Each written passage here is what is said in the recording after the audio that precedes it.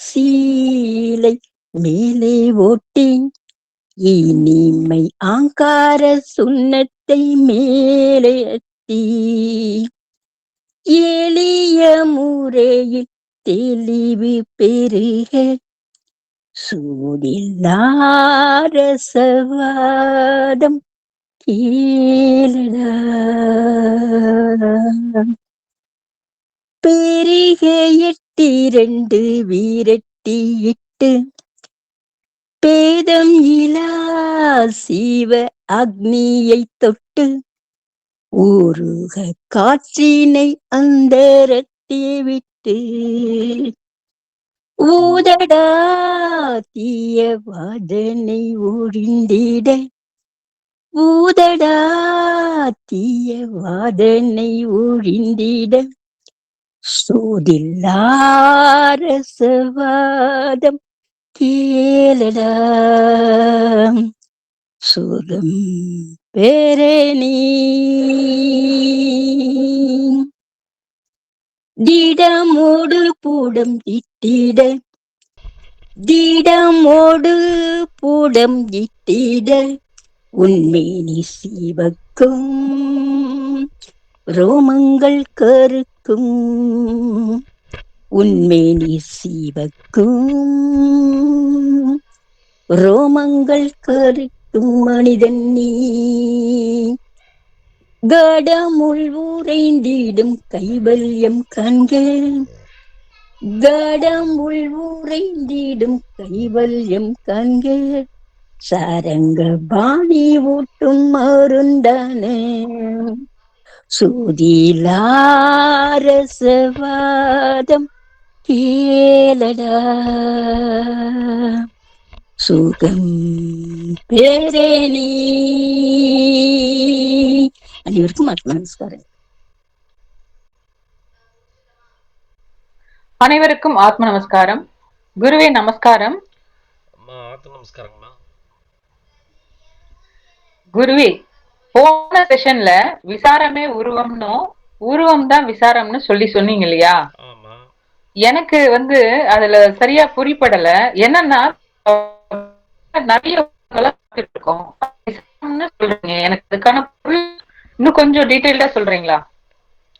அதாவது நான் அந்த டாபிக்கை எதை வச்சு சொன்னேன் அப்படின்னா, இங்கே ஜாடை வித்தியாசம் வர்றதை வச்சு பார்க்கும்போது நாம் சம்யோக சமயத்தில் ஏக விசாரணையாக இந்த மனம் எதை நினைத்ததோ அதுவே தான் சுக்கிலத்தில் பிரதிபலிக்கப்பட்டு, அந்த உருவமே சுக்கிலத்தில் பிரதிபலிக்கப்பட்டு அதுவே ஒரு சிசுவாக உண்டாகி வர்றதை வச்சு சொல்லும்போது, அங்கே விசாரம் அப்படின்னு சொல்லக்கூடிய எண்ணங்கள் தான் இங்கே உருவமாக வர்றது அப்படின்னு சொல்லியிருந்தேன்.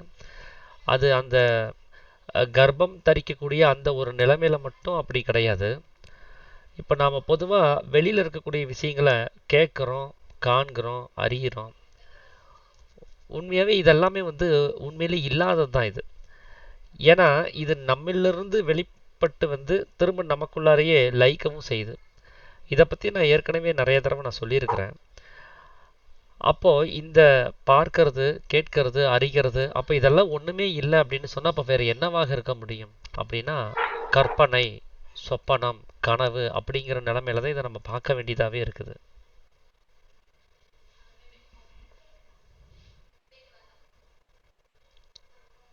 புரிஞ்சுதாமா? குருவே, உங்க வாய்ஸ் பிரேக் ஆகுது.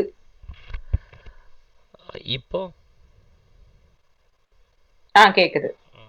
அதாவது நம்ம பார்க்கறது இது எதுவுமே ஒண்ணும் இல்லாதது அப்படின்னு சொல்லும் போது அப்ப அது கனவாகத்தானே இருக்க முடியும். அப்படியா? நம்ம பார்க்கறதெல்லாம் இப்ப கனவுன்னு சொல்றீங்களா? ஆமா, இப்போ நம்ம தூங்கும் போது நமக்கு கனவு காணுறோம் இல்லையா? அந்த மாதிரி இப்ப நீங்க தூக்கத்துல இருக்கிறீங்க. அந்த தூக்கத்துல நீங்க காணக்கூடிய கனவு தான் இந்த உலகம் அப்படிங்கிறது.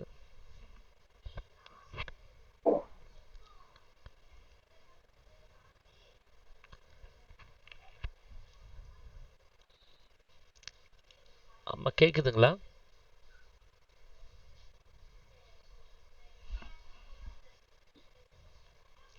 நான் பேசுறது மற்றவங்களுக்கு கேக்குதுங்களா?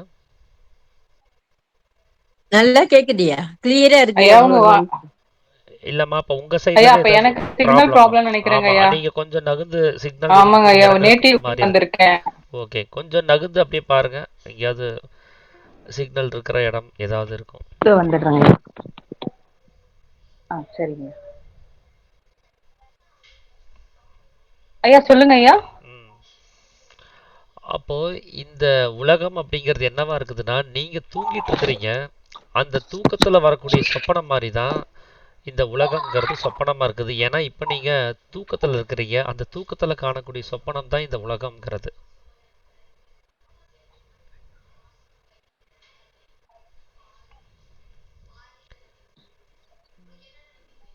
நீங்க பேசுறது கேட்கலாமா?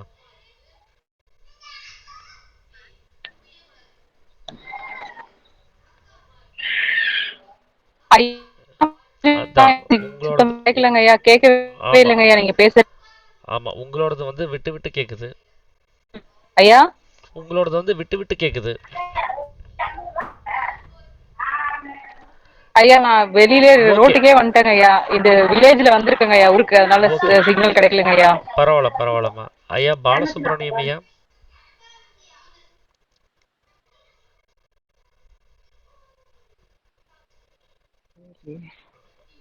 பாலசுப்ரமணியம் ஐயா. ஐயா நீங்களே பேசிருங்க ஐயா, நீங்களே எக்ஸ்பிளைன் பண்ணிருங்க ஐயா, எனக்கு ஓகே, கேட்கவே இல்லைங்க ஐயா. சரி, ஓகேங்கம்மா. அப்ப நான் பேசுறது மற்றவங்களுக்குலாம் கேட்குது இல்லைங்களா? நல்லா கேக்குதியா? Okay, okay. அப்போ நான் இந்த அத்தியாயத்தை அப்படியே நான் வந்து நான் பார்த்துட்றேன். அதாவது இந்த நாம் இப்போ வந்து உண்மையிலே தூக்கத்தில் இருக்கிறோம். அந்த தூக்கத்தில் நாம் காணக்கூடிய இந்த சொப்பனம் தான் இந்த உலகம் அப்படின்னு சொல்லி ஒரு விளக்கம் கொடுக்க வேண்டியதாக இருக்குது. ஆனால் அதில் என்ன சந்தேகம் வருது அப்படின்னா, இப்போ நாம் உணர்வோடு தானே இருக்கிறோம். வெளியில் இருக்கக்கூடிய விஷயங்களை பார்க்குறோம், கேட்குறோம், அறிகிறோம். நாம் இப்போ தூங்குறோம் அப்படின்னு சொன்னால், நாம் இப்போ பார்க்கறது, கேட்கறது, அறியறது இதெல்லாமே செய்ய முடியாது இல்லையா? இது எப்படி நாம் சொப்பனம்னு சொல்ல முடியும்? சொப்பனமாக இருக்கிறதா இருந்தால் நான் தூக்கத்தில் இருக்கணும், ஆனால் இப்போ நான் உணர்வோடு தானே இருக்கிறேன் அப்படிங்கிற ஒரு சந்தேகம் நமக்கு வரலாம். ஆனால் உணர்வோடு இருக்கிறோம் அப்படிங்கிறதுக்கு என்ன அர்த்தமாக இருக்க முடியும்? ஒரு குருவாக இருந்து பதில் சொல்கிறதா இருந்தால், உணர்வுனா என்ன? உணர்வோடு இருந்து நாம் ஒரு விஷயத்தை புரிஞ்சுக்கிறதுங்கிறது என்னது? உணர்வு அப்படிங்கிறது அங்கே என்னவாக இருக்குது? அது நாம் யார் அப்படிங்கிற அந்த நிலைமையை புரிய வைக்கிறதா இருக்க முடியும். நம்ம பிறந்ததுலேருந்து இப்போ வரைக்கும் வெளியில் இருக்கக்கூடிய எத்தனையோ விஷயங்களை பார்த்தும் கேட்டும் அறிந்தும் எல்லாமே செஞ்சுட்டு தான் இருக்கிறோம். ஆனால் எவ்வளோ நாட்கள் நாம் இங்கே வாழ்ந்தாலும் கூட நம்மளை பற்றி நம்மளால் புரிஞ்சுக்க முடியறது இல்லை இல்லையா? நாம் யார் அப்படிங்கிற கேள்விக்கான பதில் கிடைக்கிறதே கிடையாது. நமக்கு எப்போ ஒரு விஷயத்தை தெரிஞ்சுக்காமல் இருக்கிறோமோ அப்போ அது தூக்க நிலைமையில தான் தெரிஞ்சுக்க முடியாத நிலைமைங்கிறது இருக்குது. நாம் உணர்வோடு இருந்தோம் அப்படின்னு சொன்னால் இங்கே தெரியப்படாத விஷயம் அப்படிங்கிறது எதுவுமே இல்லாமல் போயிருக்கும். நம்மளை பற்றின ஒரு அறிவு அங்கே மறைக்கப்பட்டிருக்குது அப்படின்னு சொன்னால், நம்மளால் அதை உணர்வு நிலைமைக்குள்ளார அதை புரிஞ்சுக்க முடியாத நிலைமையில இருக்குது அப்படின்னு சொன்னால், நாம் அந்த உணர்வு நிலைமையில இல்லைன்னு அர்த்தம். அதனால தான் நமக்கு அந்த அறிவானது அங்கே உண்டாகிறது இல்லை. இப்போ இந்த நேரத்தில் நான் படுத்து தூங்குறேன்னு வச்சுக்கோங்களேன், என்னுடைய வீட்டுக்குள்ளார ஏதாவது வேலைகள் மற்றவங்கள செஞ்சிட்ருப்பாங்க. அவங்கள பொறுத்த வரைக்கும் டிவி ஓடிட்டுருக்கும், அவங்க வேலையை செஞ்சிட்ருப்பாங்க. அவங்கள பொறுத்த வரைக்கும் இந்த உலகமானது இயங்கிட்டே இருக்கும். ஆனால் அவங்களுக்கு மத்தியில் படுத்து தூங்கிட்டு இருக்கக்கூடிய என்னால் இது எதையுமே உணர முடியாது. அங்கே டிவி ஓடுறதும் தெரியாது, அவங்க படிச்சுட்டு இருக்கிறதும் தெரியாது, உள்ள சமையல் நடந்துட்டு இருக்கிறதும் தெரியாது. ஆனால் நான் உள்ளுக்குள்ளார அமைதியாக என்னுடைய ஜாக்கிரதை உணர்வை விட்டு நான் அஜாக்கிரத நிலைமையில் இருப்பேன். அப்போ அங்கே உணர்வு இல்லைன்னு அர்த்தம். உணர்வானது வெளிப்படவே இல்லை. எப்போ அந்த உணர்வானது வெளிப்படுதோ அப்போ தான் நாம் அதை அறிய முடியும். நம்மளில் இருக்கக்கூடிய உணர்வு அது உள்முகமாக வெளிப்படும் போது, உள்நிலையிலே அது ஆக்டிவேட் ஆகும்போது உள்ளே இருக்கக்கூடிய சங்கதிகளை உணர முடியுது. அதே உணர்வு நிலைமையை நம்ம வெளிமுகமாக வியாபிக்க செய்யும் போது வெளியில் இருக்கக்கூடிய விஷயங்களை நம்மளால் அறிய முடியுது. அப்போ நான் தூங்கிட்டு இருக்கும்போது என்னை சுற்றி இருக்கக்கூடிய நிகழ்வுகள் எனக்கு தெரியல அப்படின்னு சொன்னால் என்னுடைய உணர்வு நிலைமை வெளியில் வியாபிக்காமல் இருந்ததுனால அப்போ நான் உணர்வு நிலைமைக்குள்ளார வரலை அப்படிங்கிறது தான் நாம் அங்கே புரிஞ்சுக்க வேண்டியதாக இருக்குது. அந்த உணர்வு நிலைமைக்கு நம்ம வெளியில் இருக்கக்கூடிய நிலைமை தான், உணர்வு அற்ற நிலைமை தான் இங்கே தூக்கம்னு சொல்ல வேண்டியதாக இருக்குது. அப்போது எப்போ நான் என்னை நானே அறிய முடியாத நிலைமையில் இருக்கிறனோ அப்போ நான் அதை அறியக்கூடிய அறிவுக்கு அந்த உணர்வு நிலைமைக்கு நான் வரலன்னு அர்த்தம். அப்படி தான் இங்கே தூக்கம்னு நாம் சொல்ல வேண்டியதாக இருக்குது. அப்போ தன்னை அறியாமல் இருக்கக்கூடிய நிலைமை எனக்குள்ளார இருக்கிற வரைக்கும் நான் இன்னும் அந்த உணர்வு நிலைமைக்கு வரலை. தன்னை அறிவதற்கான அந்த ஜாக்கிரதை நிலைமையை நான் இன்னும் அடையவே இல்லை. எப்போ ஜாக்கிரதை நிலைமை இல்லை அப்படின்னு ஆகுதோ அப்போ அந்த உணர்வில்லாத நிலைமையை நாம் ஜாக்கிரதைன்னு சொல்ல முடியாது, அது தூக்கம் சுளுத்தி அப்படின்னு தான் சொல்ல வேண்டியதாக இருக்குது. இந்த மாதிரி மொத்தம் 3 வகையான நிலைமைகள் இருக்குது. நம்ம பொதுவாக உலகம்ங்கிற விஷயத்தை நம்ம கண்டு கேட்டு அறிந்து அதை அனுபவிக்கக்கூடிய அந்த நிலைமையில் ஒன்று ஜாக்கிரதை அப்படிங்கிறது உணர்வு உள்ள நிலைமை, இன்னொன்று சுளுத்தி அப்படிங்கிற தூக்கம், அது உணர்வு அற்ற நிலைமை. இதுக்கு ரெண்டுக்கும் நடுவில் சொப்பனம் அப்படின்னு சொல்லக்கூடிய ஒரு நிலைமையும் இருக்குது. அது நாம் கனவு அப்படின்னு சொல்லக்கூடிய அந்த நிலைமை. இந்த 3 நிலைமைகளை நாம் ரொட்டீனாக அதை அனுபவிச்சுட்டே தான் இருக்கோம். இப்போ காலையிலேருந்து இப்போது சாயங்காலம் வரைக்கும் நாம் என்ன பண்ணிகிட்டு இருந்தோம், வேலைக்கு போயிட்டு இருந்தோம், குடும்பத்தை பார்த்துட்டு இருந்தோம், நம்மளுடைய சொந்த ஆசாபாசங்களை நம்ம கவனிச்சுட்டு இருந்தோம். அப்போது உலகத்தை பொறுத்த வரைக்கும் இந்த உலகத்தை அறியக்கூடிய நிலைமையில் இருந்ததுனால இந்த உலகத்தை பொறுத்த வரைக்கும் அது ஜாக்கிரதை நிலைமையாக இருக்குது. உலகங்கிற நிலைமைக்கு இந்த ஜீவனானது வெளிமுகமாக பயணப்பட்டு வந்ததுனால உலகத்தை சார்ந்து இது ஒரு ஜாக்கிரதை நிலைமையாக இருக்கலாம். இப்போ தூக்கம் நிலைமைக்கு போகும்போது உலகங்கிற அவஸ்தையை அனுபவிக்க முடியாத நிலைமைக்கு போயிடுவோம். அப்போ அந்த இடத்துல உணர்வு இல்லாத நிலைமை வரும்போது இந்த உலகத்தை பொறுத்த வரைக்கும் நான் ஜாக்கிரதை இல்லாத நிலைமைக்கு, உணர்வு இல்லாத நிலைமைக்கு தள்ளப்படுறேன். அதைத்தான் நம்ம தூக்கம் அப்படின்னு சொல்லி இந்த உலகத்தில் சொல்லி வர்றோம். இப்படி உணர்வுங்கானது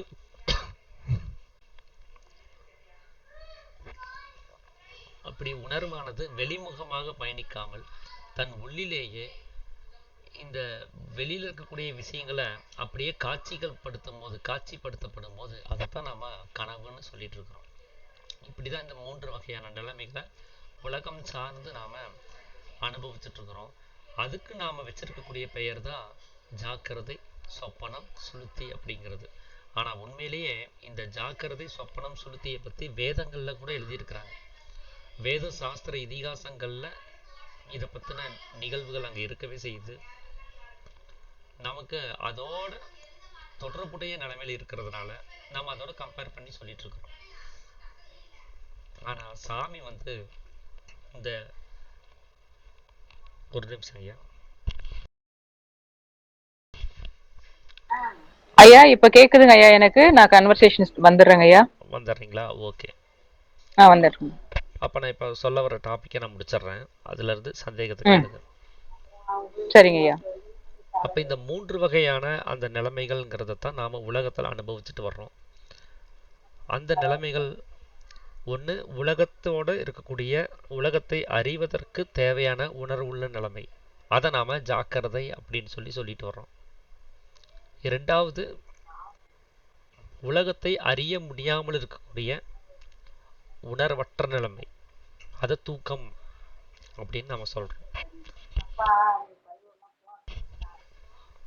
அடுத்தது இந்த உணர்வற்ற நிலைமையிலே கூட அந்த உணர்வுள்ள நிலைமையில நம்ம எதெல்லாம் பார்த்து கேட்டு அறிந்தோமோ அது அத்தனையுமே நாம சொப்பனமாக காட்சிப்படுத்தி கவனிக்கிறது, அதை நாம கனவு அப்படின்னு சொல்லி வர்றோம்.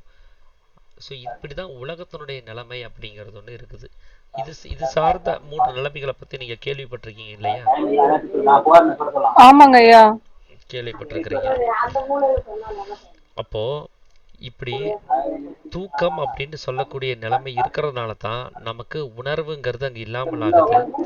அதனால நாம இங்க பார்க்கறது, கேட்கறது, அறிகிறது இதெல்லாமே உண்மையிலே இல்லாத விஷயத்தை தான் இருக்கிற மாதிரி நம்ம கனவு கண்டுட்டு இருக்கிறோம். நைட்டு தூக்கும் போது ஒரு கனவு வந்தா எப்படி அதை உண்மையான நம்பி கனவு காணுவோமோ அதே போல இங்க வெளியில இருக்கக்கூடிய விஷயங்களையும் உண்மைன்னு நம்பி ஒரு கனவை நம்ம கண்டுகிட்டு இருக்கிறோம்.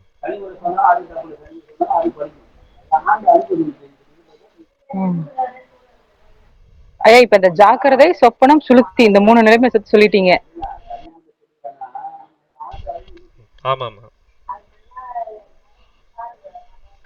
அதாவது இந்த சொப்பனமானது வெளியில இருக்கக்கூடிய விஷயங்கள்ல கவனிச்சு பார்த்தோம்னா எவ்வளோ உண்மையாக நமக்கு தெரியுது இந்த உலகம்ங்கிற அவஸ்தை.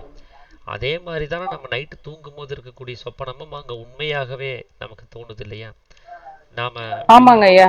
அப்போ அந்த சொப்பனத்தை நாம எப்போ வந்து அது சொப்பனம் அல்ல, அது வந்து ஜாக்கிரதை நிலைமை அல்ல, அது சொப்பனம் தான் அப்படிங்கிறத எப்போ நம்மளால உணர முடியும்?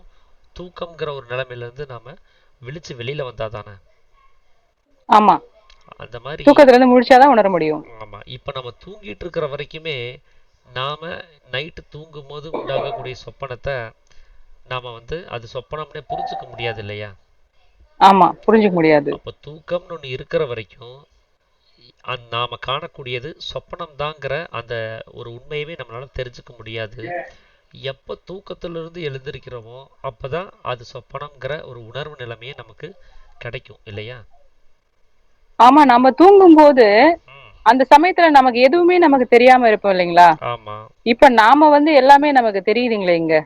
நம்ம ஆமாம். பார்க்கக்கூடியது, அறியக்கூடியது எல்லாமே நம்ம முழிச்சிட்டு இருக்கிறதுல தானே தெரியுது. தூக்கத்துல எதுவுமே தெரியாதுங்களே. ஆமாம். இப்போ நீங்கள் நைட்டு தூங்கும் போது ஒரு சொப்பனம் வருது இல்லையா? ஆமா, வருது. அது தூக்கத்துல வருதா இல்ல தூக்கத்தை கடந்த நிலைமையில வருதா? தூக்கத்துல வருது.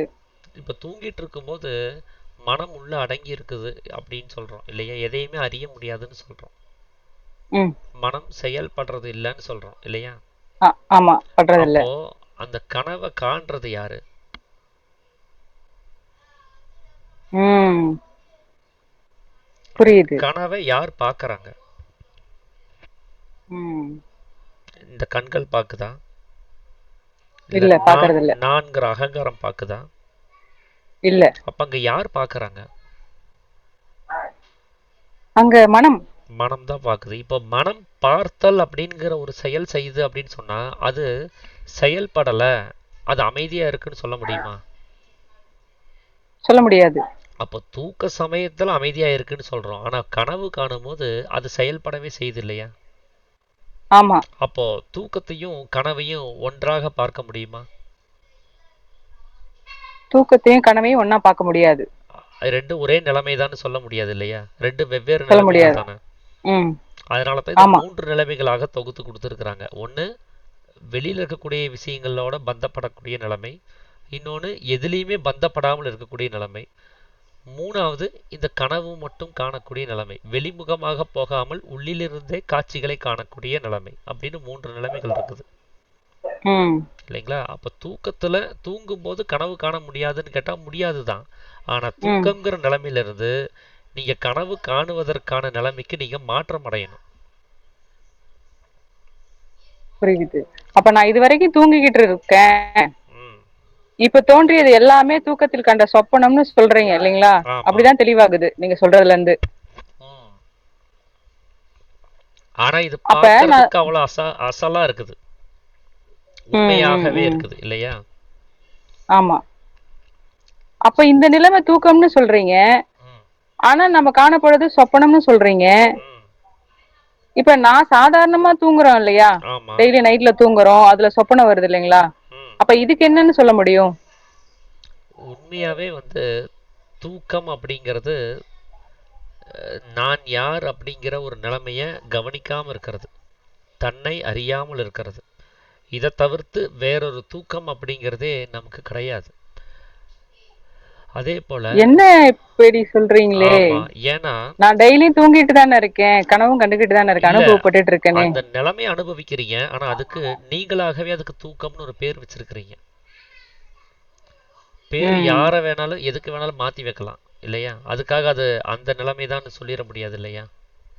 ம், ம், ம். ஸோ வேதங்கள்ல சொல்லப்பட்ட தூக்கம், ஜாக்கிரதை, சொப்பனம் அப்படிங்கிற நிலைமைய நாம தப்பா புரிஞ்சுக்கிட்டு அது மாதிரியே இது இருக்கிறதுனால இந்த 3 நிலைமைகளுக்கும் நாம அதே பேரை வச்சுட்டோம். ஏன்னா இந்த உலகம்ங்கிற அவஸ்தையில இந்த 3 நிலைமையும் நாம அனுபவிக்கிறோம் இல்லையா? ஆமா, இந்த அனுபவிக்கிறோம். உலகம்ங்கிற அவஸ்தை இல்லைன்னா இந்த 3 நிலைமைகளுக்கும் வழி இருக்கா? இல்ல, வழி இல்ல. அப்ப இந்த உலகம்ங்கிற நிலைமையை வச்சுதான் இந்த 3 அவஸ்தைகளுமே நம்ம டெஃபினிஷன் பண்ணிட்டு இருக்கிறோம் இல்லைங்களா? ஆமா. அப்போ இந்த உலகம் அப்படின்னு சொல்லக்கூடியது இங்க சொப்பனம் அப்படின்னு சொன்னா நாம இங்க தூங்குறதாகவும் விழிச்சிட்டு இருக்கிறதாகவும் கனவு காண்பதாகவும் இருக்கிறது அத்தனையுமே சொப்பனம் தான். ஏன்னா இதெல்லாமே உலகம்ங்கிற அவஸ்தையில வரக்கூடிய 3 நிலைமைகள் தான். அது உண்மையான ஜாக்கிரதை சொப்பனம் சுளுத்திங்கிறது நமக்கு தெரியல. அதனால நமக்கு கண்ணுக்கு தெரிஞ்ச நாம் அனுபவப்படக்கூடிய ஒரு 3 நிலைமைகளுக்கு அந்த அசலான பெயரை நாம வச்சுக்கிட்டோம். அதனால தான் உங்களுக்கு இதை பார்த்தா தூக்கம் அப்படிங்கிற ஒரு நிலைமை இருக்கிறதா உங்களுக்கு தெரியுது. ஆனா உண்மையாவே அங்க தன்னை அறியாமல் இருக்கிறதுக்கு பேர் தான் தூக்கம் அப்படிங்கிறது. ஏன்னா அதுதான் உணர்வு இல்லாத நிலைமை. இப்போ நமக்கு உணர்வு இல்லை தானே? நம்ம உணர்வோடவா இருக்கோம்? ஆம். இல்ல, உணர்வோட தான் இருக்கும். அது உலகம்ங்கிற அவஸ்தை வந்தால் ஆமா உணர்வு இருக்கிற மாதிரி நமக்கு தோணுது. ம், ம். உணர்வு அந்த உலகம்ங்கிற அவஸ்தை இல்லைன்னா நம்ம உணர்வு இருக்கிறோமா இல்லையா எதுவுமே தெரியாது இல்லையா? ஆமா, தெரியாது. எதை வச்சு இதை சொல்றேன் அப்படின்னா இந்த உலகம்ங்கிற அவஸ்தை இல்லைனாலும் அது இருந்தாலும் நீங்க யாருங்கிற அந்த ஐடென்டிட்டியை நீங்க தெரிஞ்சு வச்சிருக்கணும். நீங்க உங்களை தெரியல அப்படின்னு நீங்க சொல்றீங்கன்னா நீங்க யாருன்னு கேட்டா அதுக்கு தெரியலன்னு ஒரு பதில் சொல்றீங்க அப்படின்னு சொன்னா நீங்க உணர்வோட இல்லைன்னு அர்த்தம். புரியுது, புரியுது. ஒருத்தர் ஒரு ஆக்சிடென்ட்ல தலையில அடிபட்டு பழசெல்லாம் மறந்துட்டாருன்னு வச்சுக்கோங்க. ம். அவரை கூப்பிட்டு நீங்க எங்கிருந்து வர்றீங்க யாரு அப்படின்னு கேட்டா அவர் என்ன சொல்லுவாரு? மறந்துடுவார், தெரியலன்னு சொல்லுவாரு. தெரியலன்னு சொல்லுவார் இல்லையா? ஆமா. அப்ப அவரு உணர்வோட இருக்கிறாரு ஜாக்கிரதை நிலைமையில இருக்கிறாருன்னு சொல்ல முடியுமா? சொல்ல முடியாது. ஏன்னா அவர் மறந்துட்டாரு. தன்னுடைய அட்ரஸ் என்னங்கிறது மறந்து போச்சு இல்லையா? ஆமா. அந்த மாதிரி தான் நாம யாருங்கிறத நாம மறந்துட்டோம். அந்த உணர்வு நிலைமைங்கிறது நமக்கு இன்னும் கிடைக்கல. அதனால இப்ப இருக்கிற நிலைமைய இந்த மறந்த நிலைமையில இருக்கிறவர் தான் நம்ம ஜாக்கிரதைன்னு சொல்ல முடியாது. எப்போ நமக்கு அந்த சுய நினைவு திரும்புதோ நாம யாருங்கிற அந்த அட்ரஸை கண்டுபிடிக்கிறோமோ அதைத்தான் ஜாக்கிரதை நிலைமைன்னு இங்க குறிப்பிட முடியும். அதனால தான் தன்னை அறிதல் அப்படிங்கிறதே ஜாக்கிரதை அப்படிங்கிறது. தன்னை அறியாமல் இருப்பது எதுவோ அதுவே தூக்கம் அப்படின்னு சொல்லக்கூடியது. இந்த இரண்டுக்கும் மத்தியில நாம் இந்த உலகம்ங்கிற அவஸ்தையோட சம்பந்தப்படுறோம் இல்லையா? இந்த உலகம்ங்கிற அவஸ்தையில நம்ம எதெல்லாம் பார்க்கிறோமோ கேட்கிறோமோ அறிகிறோமோ இதுல இருக்கக்கூடிய ஏ டு Z எல்லா அவஸ்தைகளுமே சொப்பனம் தான். சொப்பனத்தை தவிர்த்து இந்த உலகத்தில் வேற எதுவுமே இல்லை அப்படின்னு சொல்றதுக்கு அதுதான் காரணம். ஏன்னா அது உண்மை அல்லாத ஒன்றை உண்மைன்னு நம்ப வைக்கிறதுக்கு பேர் தான் கனவுனுடைய வேலை. நாம ஒரு தூங்கும் போது ஒரு புலி நம்மளை துரத்திட்டு வருது அப்படின்னு சொன்னா நம்ம உயிர் பயத்துல முன்னாடி ஓடுவோம் இல்லைங்களா? ஓடுவோம் தானே புலி ஒண்ணு துரத்துற மாதிரி கனவு கண்டா. ஏன் ஓடுறோம்? ஏன்னா அந்த புலி நம்மளை பிடிச்சிருச்சுன்னா ஆமா கடிச்சு சாப்பிட்டுரும், நாம செத்து போயிருவோம் அப்படிங்கிற பயம் அங்க ஏற்படுறதுனால. ஏன்னா அந்த கனவு உண்மைன்னு நம்பினதுனால அந்த பயமானது நமக்கு வந்துருச்சு. அந்த கனவு உண்மை, அந்த புலி உண்மை, நம்மளை துரத்துறது உண்மை, நாம முன்னாடி ஓடுறது உண்மை அப்படிங்கிற எண்ணம் அங்க ஏற்பட்டதுனால உயிர் மேல பயம் வந்துருச்சு. அதனால என்ன பண்றோம்? கல்லு தடிக்கி அந்த கனவுக்குள்ளார் விழுகும்போது நாம கட்டில இருந்து நிஜமாவே கீழ்நிலையாக விழுந்து எந்திரிப்போம். அப்போ கீழே விழுந்த உடனே நமக்கு அந்த தூக்கம் கலைஞ்சு போயிடும். உடம்புல அங்கங்க அடிபட்ட உடனே எந்திரிச்சு பார்ப்போம், தூக்கம் கலைஞ்சிரும். சுத்தியும் முத்தியும் பார்த்தா நாம நம்ம பெட்ரூம்குள்ளார இருப்போம். அப்புறம் தான் நமக்கு ஒரு உணர்வு வரும், நாம் இது நாள் வரைக்கும் கண்டதெல்லாம் கனவு தானா? காடை காணோம், புளிய காணோம், நாம கீழே விழுந்தோம், கடைசியில பார்த்தா இங்க இருக்கிறோம். அப்ப இதெல்லாம் அந்த புலி துரத்திட்டு வந்தது எல்லாமே கனவு தானா அப்படிங்கிற ஒரு நிலைமை நமக்கு ஏற்படுது இல்லையா? அப்ப தூக்கம் கலையாத வரைக்கும் அது உண்மை அப்படின்னு நம்பி நம்ம உயிரை காப்பாற்றணும்னு ஓடிட்டு இருந்த நாம அந்த தூக்கம் கலைஞ்ச உடனே எவ்வளவு சேம் ஆயிருக்கும் நம்மளுக்கு இல்லையா? அந்த ஒரு பெரிய ஏமாற்றம் இருக்கும் இல்லையா? அந்த மாதிரிதான் இந்த உலகம்ங்கிற அவஸ்தையையும் நம்ம உண்மைன்னு நம்பி இங்க ஒரு உயிர் இருக்கிறதாகவும் அந்த உயிர் வாழ்ந்துட்டு இருக்கிறதாகவும் அந்த உயிர் வெளியில போய் தீர்ந்து போயிட்டு இருக்கிற மாதிரியும் அந்த உயிரானது இங்க செத்து போயிட்டு இருக்கிற மாதிரியும் நாம கனவு கண்டுட்டு இருக்கிறோம். அப்போ இதெல்லாம் கண்டுக்காம விட்டுறலாமா? இது கனவு தானே, அப்போ உயிர் போனா போயிட்டு போகுது, ஜீவன் நாசமானால் நசிஞ்சு போகட்டும், கனவுல என்ன நடந்தா என்ன அப்படின்னு சொல்லி இருந்துட முடியுமான்னு கேட்டா அப்படி இருக்கவும் முடியாது. ஏன்னா அந்த கல்லு தடிக்கு கீழே விழுகும் போது நாம கட்டில இருந்து விழுந்தோம் இல்லையா, நம்ம உணர்வோடு அந்த உண்மையாக நாம பாவிக்கக்கூடிய கனவும் கலந்தே இருக்குது. நாம காணக்கூடிய சொப்பனத்துல எதுவுமே நடக்காட்டினாலும் நம்முடைய உள்முகத்துல இருக்கக்கூடிய ஜீவன்ல அந்த பதிவானது பதிவு செய்யப்பட்டுட்டே இருக்கும். நம்மளுடைய அஜாக்கிரத நிலைமையை பதிவு செஞ்சுக்கிட்டே இருக்கும். நம்ம உணர்வற்ற நிலைமையை அது பதிவு பண்ணிக்கிட்டே இருக்கும். அப்போ அந்த பதிவுகள் அந்த ஜீவனை உணர்வு நிலைமைக்கு கொண்டு போகாது.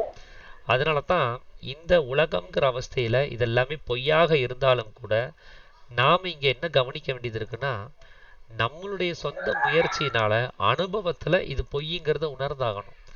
சாமி சொல்லிட்டாரு, நான் சொல்லிட்டேன், நீங்க சொல்லிட்டீங்க அப்படிங்கிறதுக்காகலாம் இங்க யாருமே இதை கனவு தானேன்ட்டு பொருட்படுத்தாம இருந்துட முடியாது. ஏன்னா நாம் இதை உணர்வு நிலைமையோட பொருத்தி வச்சிருக்கிறோம். இங்க ஒரு பாதிப்பு ஏற்படுது அப்படின்னு சொன்னா நம்ம ஜீவன்ல இருக்கக்கூடிய பதிவுல அந்த ரெக்கார்டு ஆக ஆரம்பிச்சிடும். அந்த ரெக்கார்ட் நம்மளுடைய ஜாக்கிரத நிலைமைக்கு போறதுக்கு தடையை ஏற்படுத்தும். அதனால தான் நம்மளுடைய முயற்சியில இதை சரி பண்ணணும் அப்படிங்கிறதுக்காக தான் இங்க நாம இந்த நிலைமையில புரிஞ்சுக்கிறதுக்கு முயற்சி பண்ணிட்டு இருக்கிறோம். இது கனவுதான்னு தெரிஞ்சாதான் நாம் என்ன பண்ண முடியும், இந்த கனவை தவிர்க்கிறது எப்படின்னு கண்டுபிடிப்போம்.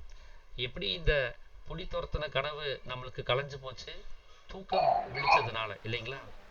ஆமா. எதனால தூக்கம் விழிச்சது? நம்ம கட்டில இருந்து கீழே விழுந்ததுனால ம். இல்லைங்களா?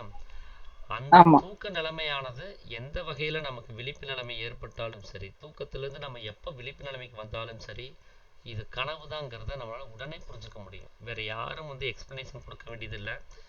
அந்த தூக்கம் கலைஞ்சிருச்சுன்னு சொன்னாலே இங்க கனவுதான் அப்படிங்கிறது அப்பட்டமாகிரும். அது தூக்கம் கலையாத வரைக்கும் இது உண்மைதான் அப்படின்னு சொல்லிட்டே இருப்போம், அப்படிதான் நினைச்சிட்டு இருப்போம். ஏன்னா நம்முடைய உணர்வுகள் இந்த உலகத்தோடு சம்பந்தப்பட்டிருக்குது. அப்போ அந்த தூக்கமானது எப்படி உண்டாயிருக்குதுன்னு தெரிஞ்சாதானே அதை எப்படி இல்லாமல் செய்யறது நமக்கு தெரியும் இல்லையா? எப்படி தூங்குறது தெரியணும். தூங்கும்போது நம்முடைய நிலைமை என்னவா இருக்குது, தூக்கத்திலிருந்து விழித்ததுக்கு அப்புறம் நம்முடைய நிலைமை என்னவா இருந்தது, நம்ம தூங்குவதற்கு என்ன காரணமாக இருந்துச்சு, எதை சரி பண்ணனா தூக்கத்துல இருந்து எந்திரிக்க முடியும், இது எல்லாமே நமக்கு தெரிஞ்சாதானே இந்த நிலைமையை சரி பண்ண முடியும். ஆமா. அப்போ இதுக்கு முன்னாடியே நான் மாயை அப்படின்னு சொல்லக்கூடிய அறியாமையை பத்தி முதல் அத்தியாயம் பத்தி பேசும்போது உங்களுக்கு சொல்லியிருந்தேன், நினைவு இருக்குதா? இருக்கு. என்னது மாயைன்னா என்ன? அறியாம இருக்கிறதா மாயை. அது ஓகே. அது எப்படி உண்டாகுது? எதனால அறியாமைங்கிற மாயை நமக்கு உண்டாகுது? மறந்துட்டேன் குருவே.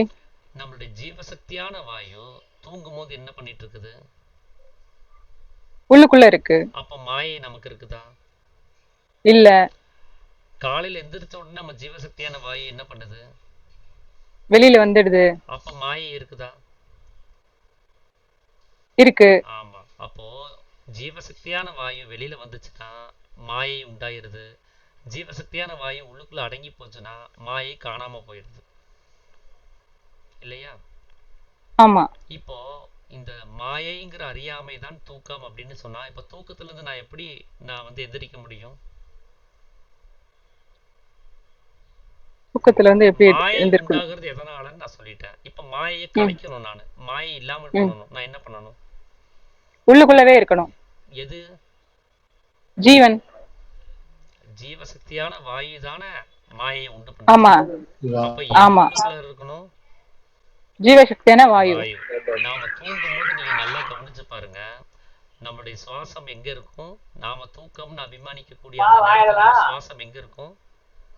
உள்ளுக்குள்ள இருக்கும். உள்ளுக்குள்ளாரையே மேலும் கீழும் நடந்துகிட்டே இருக்கும், உடம்புக்குள்ளாரே இருக்கும் இல்லையா? ஆமா. நாம என்ன பண்ண போறோம், முன்னாடி இருக்கக்கூடிய ஸ்டேஜ்ல கொண்டு போய் அசையாம நிறுத்த போறோம். அப்போ நமக்கு ஜீவனுக்கு உண்டான அந்த தூக்கமானது கலைக்கப்படும். இப்போ நாம இங்க கலைக்கிற தூக்கம் நாம இந்த உடம்புக்கும் அகங்காரத்துக்கும் இந்த உடம்பு தூக்க நிலைமைக்கு போறதுக்கும் இந்த உடம்பு அகங்காரம்ங்கிற நிலைமையில இருந்து ஜாக்கிரதை நிலைமைக்கு வர்றதுக்குமான நிலைமை தான் இப்ப கவனிச்சுட்டு இருக்கிறோம். அதே ஜீவனுக்கான தூக்கம் எப்ப கலைக்கப்படுதோ அப்பதான் அம்மா நீங்க மியூட் பண்ணிடுங்க, நீங்க பேசி முடிச்சோட மியூட் பண்ணுங்க. ஓகேங்க ஐயா. எப்போ நமக்கு இந்த உடம்புங்கிற அகங்காரத்தினுடைய தூக்க நிலைமையை நாம டெய்லியுமே பார்த்துட்டு இருக்கிறோம். உடம்புங்கிற அகங்காரத்துக்கான ஜாக்கிரதை நிலைமையை வெளியில வந்து டெய்லியும் அனுபவிச்சுட்டு தான் இருக்கிறோம். இந்த உடம்புங்கிற அந்த அகங்காரத்தினுடைய சொப்பனத்தையும் அப்போ கனவாக நாம கவனிச்சுட்டு தான் இருக்கிறோம். இதெல்லாமே இந்த உலகம்ங்கிற அவஸ்தைக்கும் இந்த உடம்புக்கும் இருக்கக்கூடிய அந்த சம்பந்தத்தை தான் இங்க நம்ம அனுபவிச்சுட்டு இருக்கிறோம். உண்மையாவே நம்மளுடைய தூக்கம் என்பது என்ன, நம்மளுடைய ஜாக்கிரதை நிலைமைங்கிறது என்ன, நம்மளுடைய சொப்பனம்ங்கிறது என்னங்கிறத நாம் இது நாள் வரைக்கும் கவனிச்சதில்லை. ஏன்னா நாம யாரு அப்படின்னா அந்த ஜீவனாக இருக்கக்கூடிய நிலைமையில இருக்கிறோம். அந்த ஜீவன் போயிடுச்சுன்னு சொன்னா நாம இருக்கிறது கிடையாது. அகங்காரம் இல்லாத நேரத்திலையும் நாம் இருக்கவே செய்யறோம், மனம் இல்லாத நேரத்திலும் கூட நாம் இருக்கவே செய்யறோம். ஆனா ஜீவன் இல்லாத நேரத்துல நாம் இருக்கிறோம்னு சொல்ல முடியுமா? முடியாது. அப்ப நாம யாரு? ஜீவனாக இருக்கிறோம் இல்லையா? ஆமா. அப்போ அந்த ஜீவனுக்கு எது தூக்கம், அந்த ஜீவனுக்கு எது ஜாக்கிரதை நிலைமை, அந்த ஜீவனுக்கு எது சொப்பனம், இதைத்தான் நம்ம கவனிக்கணுமே தவிர இந்த உடம்பாக இருக்கக்கூடிய அகங்காரத்துக்கு எது தூக்கம், இந்த உடம்பாக இருக்கக்கூடிய அகங்காரத்திற்கு எது ஜாக்கிரதை நிலைமை, இந்த உடம்பாக இருக்கக்கூடிய அகங்காரத்திற்கு எது சொப்பனம்ங்கிறத நம்ம கவனிக்க வேண்டியதில்லை. ஏன்னா அது இயல்பாகவே டெய்லி ரொட்டீன்ல அது போயிட்டே இருக்குது. அப்போ நம்மளுடைய ஜீவன் இப்போ தூக்கத்துல இருக்குது, அது அறியாமையில் இருக்குது, தன்னை அறியாமல் இருக்கக்கூடிய நிலைமையில் இருக்குது. அதனால தான் அந்த தூக்கம்னு சொல்றோம். அந்த தன்னை அறியாமல் இருக்கக்கூடிய ஜீவனாகும் வெளிமுகமாக வந்து இந்த உலகம்ங்கிற ஒரு சொப்பனத்தை ஸ்கிரீனிங் பண்ணி நமக்கு காமிச்சிட்டு இருக்கு. நமக்கு காமிச்சிட்டு இருக்குங்கிறத விட அதுவாக நாமளாக இருந்து அந்த ஜீவன் தான் பார்த்துக்கிட்டு இருக்குது. அப்போ தான் உண்டாக்குன ஸ்கிரீனிங்கை நம்மளை வச்சு அந்த ஜீவனே இங்க கவனிச்சுட்டு தான் இருக்குது. இது எப்போ இந்த ஸ்கிரீனிங் நிற்கும் அப்படின்னு சொன்னா இது பொய் தான், இதுல ஒண்ணுமே இல்லை அப்படிங்கிறது அதுக்கு தெரியும் போது அது நிறுத்திடும். அதுதான் உண்டாக்குச்சு, ஆனா அது உண்டாக்கிட்டு அது உண்மையானே நம்பிட்டு இருக்குது. தான் உண்டாக்குனதெல்லாம் சரிதான், தான் உண்டாக்குனதெல்லாம் உண்மைதான் அப்படிங்கிற எண்ணத்துல அது இருக்குது.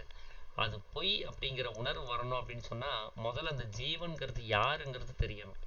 அது ஜீவன்கிறது நாம இந்த உடம்பை வைத்து அடையாளப்படுத்தி சொல்றோம். இந்த உடம்புக்குள்ளார இருக்கக்கூடிய உயிர் அது ஜீவனாக இருக்கிறது.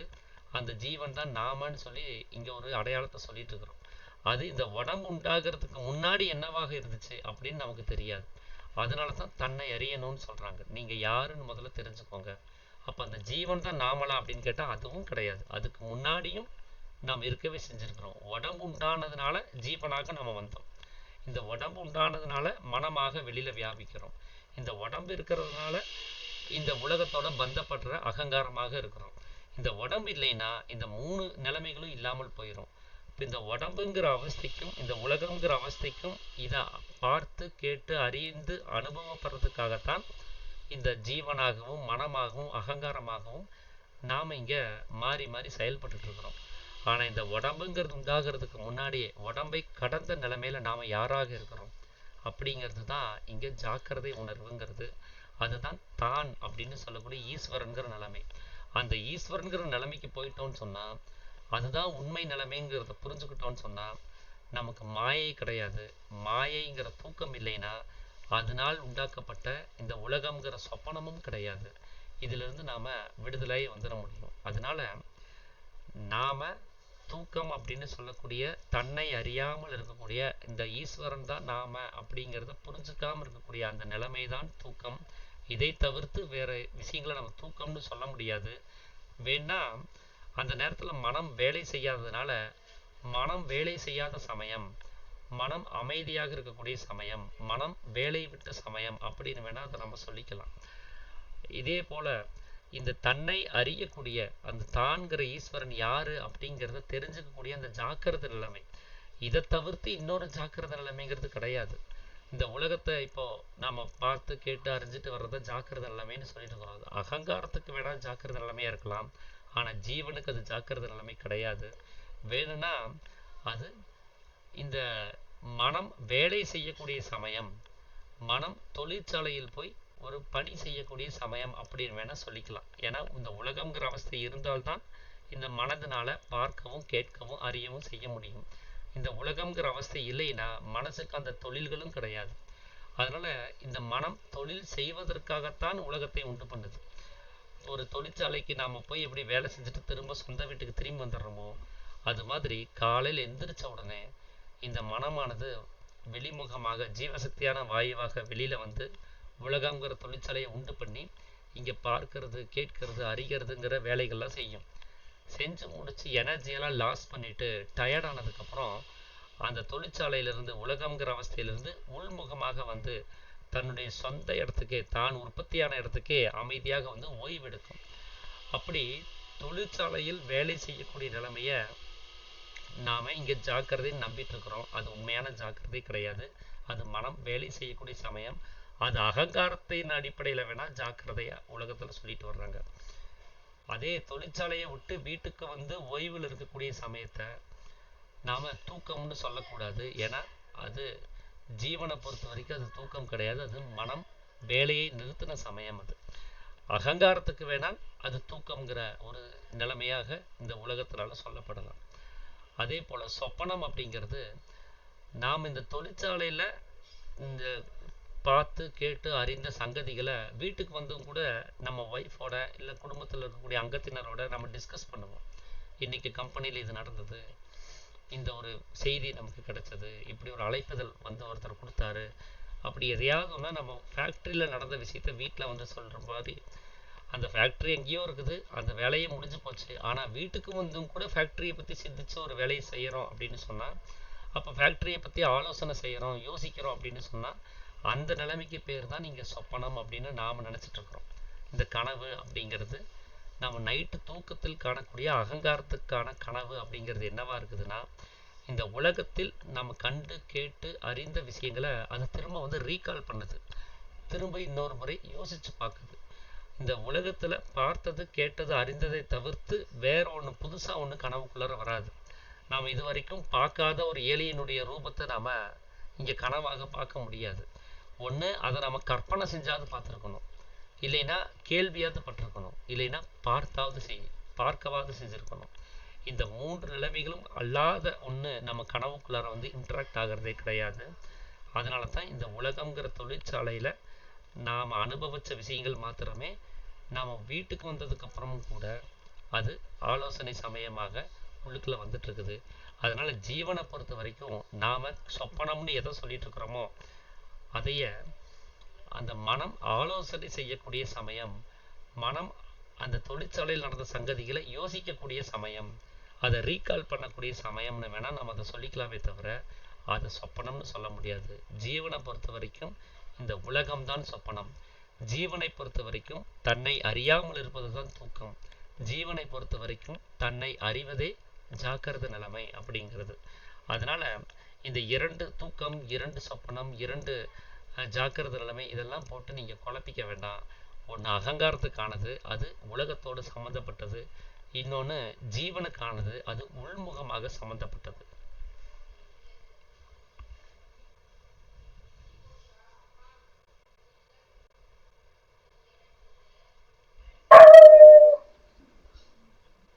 குருவே, இப்ப நீங்க இப்ப சொன்னது சொப்பனம்னு எனக்கு புரிஞ்சிடுச்சு.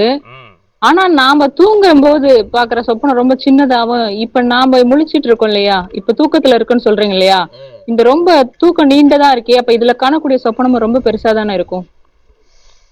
அப்போ நாம நைட்டு தூங்கும் போது இருக்கக்கூடிய சொப்பனம் நாம அகங்காரத்துக்கான சொப்பனம், அது குறுகியதாகவும் இருக்குது.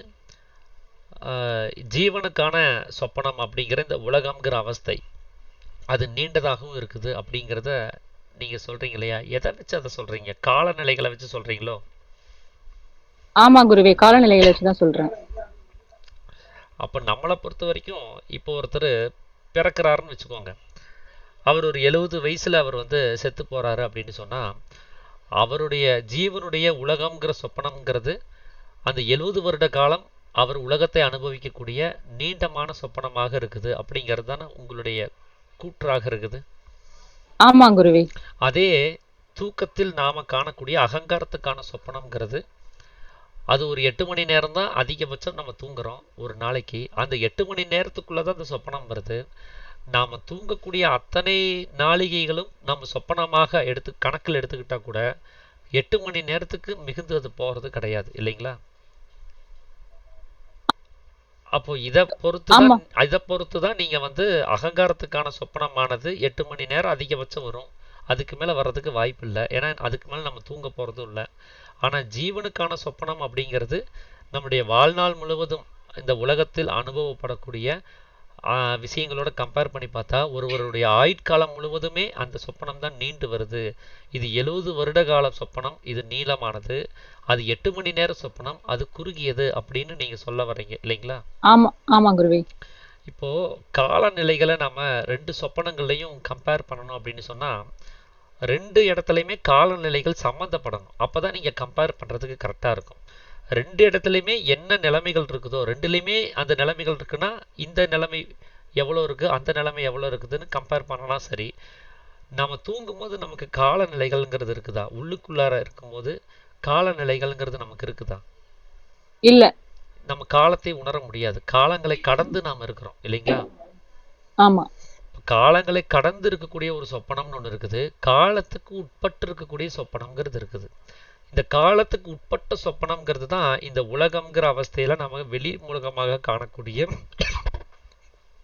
ஜீவனுடைய சொப்பனம். அதாவது இப்ப நாம அனுபவிச்சுட்டு இருக்க உலகம்ங்கிற அவஸ்தை, உலகம். ஓகே. இது எல்லாமே காலநிலைக்கு உட்பட்டது. ஒரு நிமிஷம்னா ஒரு நிமிஷம் இவ்வளவுதான் ஓடணும். 1 மணி நேரம்னா 1 மணி நேரம்ங்கிறது அதனுடைய அளவீடு இவ்வளவுதான். 1 வருடம்னா 1 வருடம்ங்கிறது இவ்வளவுதான் அப்படின்னு துல்லியமாக அது ஒரு எல்லைக்குட்பட்ட காலத்துக்கு உட்பட்ட அந்த நிலைமையில தான் அது இயங்கிட்டு இருக்குது. கரெக்டுங்களா? கரெக்ட் குருவே.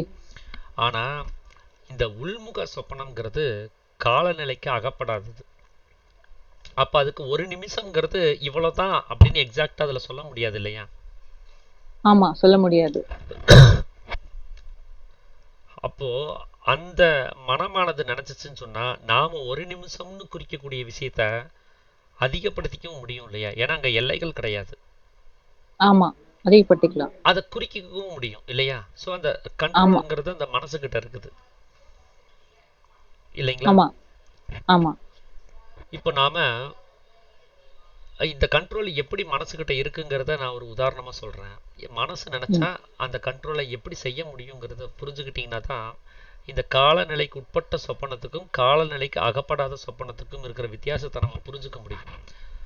இப்போ நாம அவசரமா வேலைக்கு போறோம், 5 நிமிஷத்துக்கு போகலை அப்படின்னா லேட் ஆயிரும். சைன் பண்ணணும், அப்புறம் போய் ரீசன் சொல்லணும். அதனால என்ன பண்றோம், கொஞ்சம் அவசரமா நம்ம ஸ்பீடா போயிட்டு இருக்கிறோம். ஒரு சிக்னல் கிட்ட போயிட்டோம், சிக்னல் நம்ம பக்கத்தால போன உடனே ரெட்டு விழுந்துருச்சு. டைம் வந்து கவுண்ட் டவுன் ஆகுது. 30 செகண்ட், 30, 29, 28, 27, 26, 25 அப்படின்னு கவுண்ட் டவுன் ஆகிட்டே வருது.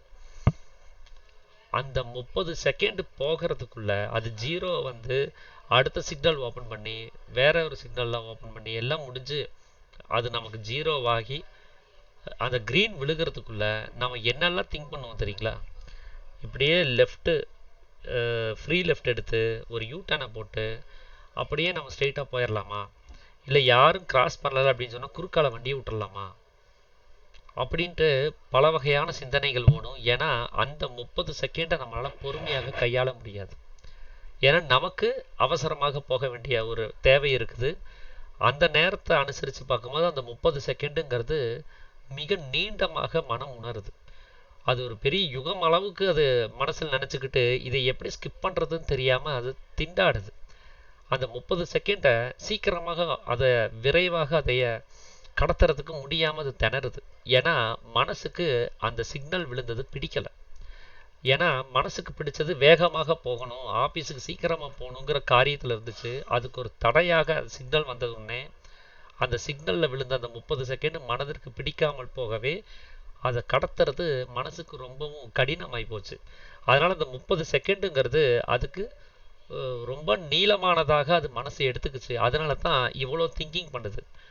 அதே நீங்கள் உங்களுக்கு பிடிச்ச ஒரு படம் பார்க்குறீங்கன்னு வச்சுக்கோங்க, இல்லை உங்களுக்கு பிடிச்ச ஒரு ஸ்டோரியை நீங்கள் புஸ்தகத்தில் படிக்கிறீங்கன்னு வச்சுக்கோங்க. ஒரு மணி நேரம் படித்தா கூடவும் அது சுலபமாக கடந்து போயிடும். அந்த 1 மணி நேரத்தில் எத்தனை 30 செகண்டுகள் இருக்கும். அந்த ஒரு படம் ஒரு 2.5 மணி நேரம் ஒரு படம் முழுவதும் பார்த்து முடிக்கிறதுக்குள்ள எத்தனை 30 செகண்டுகளை கடந்து போயிருப்போம். அதில் ஒரு 30 செகண்டை கூட இந்த சிக்னலில் இருந்த 30 செகண்ட் அளவுக்கு நம்ம ஃபீல் பண்ணியிருக்க மாட்டோம். அவ்வளோ கடினமாக அந்த 30 செகண்டை அது எடுத்துகிட்டு போயிருக்காது. ஆனால் கால அளவீடை பொறுத்த வரைக்கும் பாருங்கள், கடிகாரம் முள்ளு இது எவ்வளோ வேகத்தில் ஓடிச்சோ அதே தான் சிக்னல்லையும் ஓடுது. நம்ம புஸ்தகம் படிக்கும் போதும் அதே அளவில் தான் ஓடுது. ஒரு இன்ட்ரெஸ்டான ஒரு படம் பார்க்கும் போதும் அதே அளவில் தான் ஓடுது. ஆனால் இந்த மனம் மட்டும் என்ன பண்ணுது, அங்கே 30 செகண்டை போனதே தெரியலன்னு சொல்லுது, இங்கே 30 செகண்ட் எப்படா போகும் அப்படின்னு நினைக்குது. ஸோ இதுதான் ஒரு மனமானது நினச்சிச்சின்னு சொன்னால் ஒரு நிமிஷத்தை ஒரு யுகமாகவும் அதை அனுபவப்பட வைக்க முடியும். ஒரு யுகத்தை ஒரு நிமிஷத்துக்கும் அனுபவப்படுத்தி காமிக்க முடியும். இது இந்த உலகம்ங்கிற ஒரு நிலைமையில இந்த மனமும் காலத்துக்கு உட்பட்டு இருக்கிறதுனால இதை இங்கே சாத்தியப்படுத்த முடியறதில்ல. ஒரு ஒரு நிமிஷ நேரம் சொப்பனத்தை ஒரு யுகமாக இந்த உலகம்ங்கிற அவஸ்தை இருக்கிற போது அதனால் கொண்டு போக முடியாது. ஏன்னா காலநிலைக்கு உட்பட்டு இருக்கிறதுனால அது அங்கே ஒரு இடத்துல வந்து நிற்க வேண்டியதாக இருக்குது. ஆனால் இந்த கால அளவீடு இல்லை அப்படின்னு சொன்னால் இந்த மனசு உள்ளுக்குள்ளார போயிடுச்சுன்னு வச்சுக்கோங்க, அங்கே காணக்கூடிய அந்த சொப்பனமானது அது எங்கெங்கேயோ போயிடும். பல யுகங்கள் தாண்டி கூட உங்களை வாழ வைக்கும். அப்படி யுகங்களை கடந்து கூட நாம் அந்த சொப்பனத்தை காணக்கூடிய நிலைமைக்கு அது கொண்டு போயிடும். அப்படி தான் இந்த உலகம்ங்கிற சொப்பனத்துக்குள்ள கால அளவீடு இருக்குது. ஆனால் இந்த உலகம்ங்கிற அவஸ்தைக்குள்ளார நாம் அகங்காரத்தில் ஒரு சொப்பனத்தில் இருக்கிறோம் அப்படின்னு சொன்னால் அந்த சொப்பனத்துக்கு கால அளவீடுங்கிறது கிடையாது. அதில் நம்ம பிறந்த மாதிரியும் வளர்ந்த மாதிரியும் நல்லா படித்து பெரியாள் ஆன மாதிரியும் நல்ல வேலையில் இருக்கிற மாதிரியும் ஒரு பெண்ணை பார்த்து கல்யாணம் பண்ண மாதிரியும் குழந்தைகளை பெற்றுக்கிட்ட மாதிரியும் அவங்கள நல்லா வளர்த்தி எடுத்த மாதிரியும் சீரும் சிறப்புமாக ஒரு நல்ல ஒரு ஓய்வாக இருந்து கடைசியில் செத்து போகிற வரைக்கும் கூட காண முடியும்.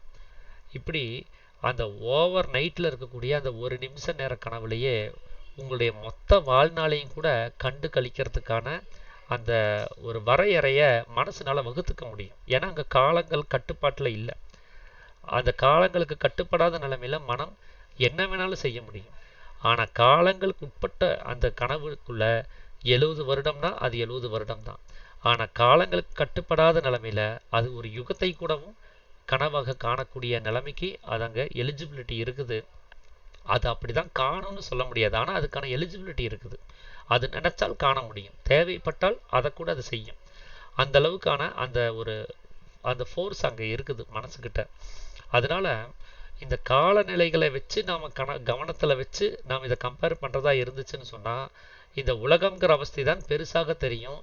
ஆனால் அது வந்து சிறிதாக தெரியும். ஆனால் அனுபவத்தை கவனித்து நாம் கவனித்து பார்த்தோம், அதை புரிஞ்சுக்கிறதுக்கு முயற்சி பண்ணணும் அப்படின்னு சொன்னால் நமக்கு அந்த வெளியில் இருக்கக்கூடிய உலகம்ங்கிற அவஸ்தைங்கிற கனவை விட உள்ளுக்குள்ளார இருக்கக்கூடிய கனவுல தான் அந்த மனதிற்கு தேவையான பூர்ண சுதந்திரம் அப்படிங்கிறது கிடைக்குது. அதனால் எத்தனை யுகங்களை கூடவும் அது கனவாக கண்டுக்கிட்டே போயிட முடியும்.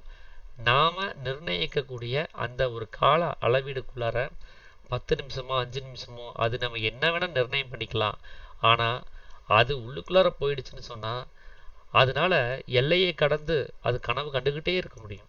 அந்த அளவுக்கு அது நீளமான கனவாக இருக்கிறதுங்கிறது அது நம்ம உள்ளுக்குள்ளார இருக்கக்கூடிய மனம் உள்ளில் இருக்கக்கூடிய கனவுல மட்டும்தானே தவிர மனம் வெளியில் காணக்கூடிய இந்த உலகம்ங்கிற கனவுல அது சாத்தியம் படுறது கிடையாதுமா. அதனால தான் உள்ள இருக்கக்கூடிய கனவு தான் நீளமானது. வெளியில காணக்கூடிய இந்த உலகம்ங்கிற கனவுக்கு காலநிலைகளுக்கு உட்பட்டு இருக்கிறதுனால இது சின்ன கனவு தான் அதோட கம்பேர் பண்ணி பார்த்தா. குரு, அப்ப எனக்கு இன்னொரு டவுட் என்னன்னா, நம்ம தூங்கி எழுந்திருக்கிறோம், எழுந்த போது சுகமா தூங்கிட்டோம், ஒண்ணுமே தெரியல அப்படின்னு விழிச்ச போது சொல்றாங்க இல்லையா? இப்ப இந்த வாசகத்துல நம்ம தூங்குறோன்ற விஷயமே நமக்கு தெரிய போறது இல்ல. ஆனா தூங்கி எழுந்துட்டதுக்கு அப்புறம் அந்த தூங்கி எழுந்துன்ற ஒரு அறிவு மட்டும் தானே இருக்கு. இப்ப ஏன் இதை அப்படி சொல்றாங்க?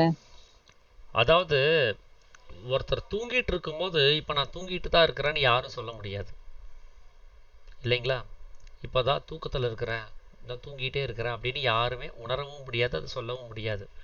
தூக்கி எந்திரிச்ச உடனே நேரம் பார்க்குறாங்க. நைட்டு படுத்தோம் 10 மணிக்கு, காலையில் விடிஞ்சிருச்சு, 5 மணி ஆயிடுச்சு. ஸோ இது இடைப்பட்ட நேரங்களில் நம்ம உணர்வு நிலைமையில இல்லை, அதனால தூங்கிட்டு இருக்கிறோம் அப்படின்னு அனுமானத்தில் சொல்கிறாங்க. அதை உணர்ந்து அவங்க சொல்லலை, அதுவும் ஒரு அனுமானம் தான். இப்படி இருக்கலாம் அப்படிங்கிறத தான் நம்ம ஊர்ஜிதமாக சொல்கிறோம், அந்த அனுமானத்தைவே உறுதிப்படுத்தி சொல்கிறோம். ஆமாம் நான் தூங்கிட்டு இருந்தேன், ஃபோன் பண்ணேன் என்னாச்சு நீங்கள் எடுக்கலை அப்படின்னு கேட்டால், ஆமாம் தூங்கிட்டு இருந்தேன், ரிங் அடிச்சது எனக்கு கேட்கல அப்படின்னு நம்ம சொல்லுவோம். ஆனால் தூங்கிட்டு இருந்த உணர்வே இல்லாமல் தான் தூங்கிட்டு இருக்கிறோம். தூங்கிட்டு இருக்கிற யாருமே இப்போ நான் தூங்கிட்டு தான் இருக்கிறேன், தூக்கத்தில் தான் இருக்கிறேன் அப்படிங்கிற ஒரு எண்ணத்தில் சொல்ல முடியாது. என்ன காரணம் அப்படின்னா, தூக்கம் அப்படிங்கிறது செயல் கிடையாது, அது செயலற்ற நிலைமை. அங்கே செயல் இல்லாததுனால மனதுனால எந்த ஒரு உணர்வும் இல்லாத நிலைமையில் இருக்கும். அப்போ தன்னுடைய இருப்பை பற்றியோ, தான் இதுக்கு முன்னாடி என்ன செஞ்சுட்டு இருந்தோங்கிறத பற்றியோ, இனிமேல் என்ன செய்ய போகிறோங்கிறத பற்றியோ இந்த காலநிலைகள்ங்கிறது அங்கே கிடையாது. நிகழ்காலம், இறந்த காலம், எதிர்காலம் இதெல்லாமே எங்கே வருது? தூக்கத்துலேருந்து முழிச்ச உடனே தான் வரும். அது மாதிரி தூக்க சமயத்தில் காலநிலைகள் இல்லாததுனால தன்னுடைய செயல் நிலைகளும் அங்கே இல்லாததுனால இப்போ தூங்கிட்டு தான் இருந்தோங்கிறது நமக்கு தெரியாது. ஆனால் தூக்கம் முழிச்சதுக்கப்புறம் பொழுது விடிஞ்சிருக்கும், இல்லைன்னா நேரம் போயிருக்கும். இதை வச்சு ஒரு அனுமானத்தில் உறுதியாகவே சொல்கிறோம், நான் தூங்கிட்டு இருந்திருக்கேன், அதனால் ஒருவேளை தூங்கிட்டு இருக்கலாம் அப்படின்னு கூட அனுமானத்தில் நம்ம சொல்ல மாட்டோம். தூங்கிட்டு தான் இருந்தோம் அப்படின்னு சொல்கிறதே ஒரு அனுமானம் தான். அந்த அனுமானத்தை உறுதியாக சொல்கிறோம். ஆமாம் நிச்சயமாக தூங்கிட்டு தான் இருந்திருப்பேன். ஆனால் நம்ம அனுபவப்படாத ஒரு உறுதிப்பாடாது, அனுபவப்பட்டது உறுதியாக சொல்லலை, அனுபவப்படாமலே அதை உறுதியாக சொல்கிறோம், நான் தூக்கத்தில் தான் இருந்தேன் அப்படிங்கிறத.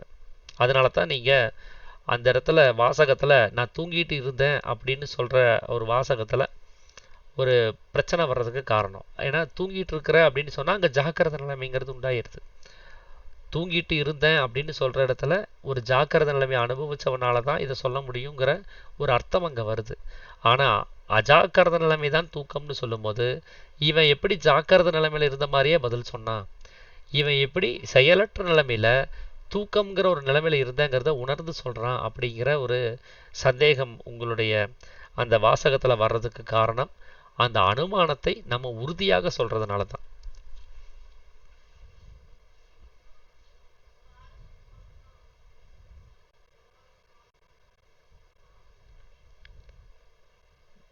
புரிஞ்சுதாமா?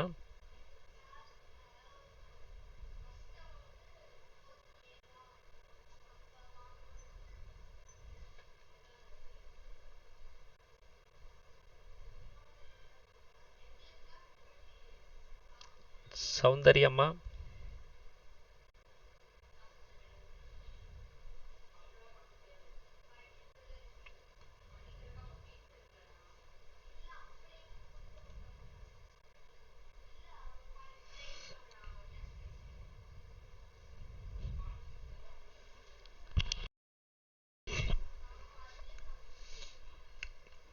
சௌந்தரியம்மா லைன்ல இருக்கீங்களா? ஓகே ஓகே, விட்டு விட்டு கேக்குதுமா.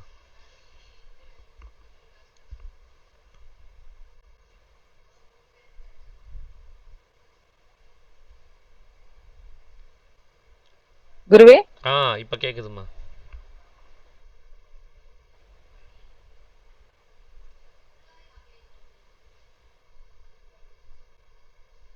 அவ்வளவுதான், ஒரே வார்த்தை.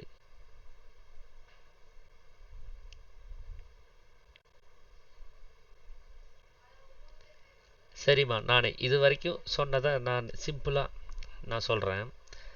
அதாவது இந்த 3 அவஸ்தைகள், உணர்வு அப்படிங்கிற ஜாக்கிரதையாகட்டும், அறியாமை அப்படின்னு சொல்லக்கூடிய அந்த தூக்கமாகட்டும், சொப்பனம் அப்படின்னு சொல்லக்கூடிய இந்த அவஸ்தைகளாகட்டும், இது எல்லாமே இந்த அகங்காரம் அப்படின்னு சொல்லக்கூடிய அவஸ்தை உண்டாகி உலகம்ங்கிற நிலைமையை உண்டு பண்ணுறதுனால தான் நமக்கு இவ்வளோ குழப்பமும்.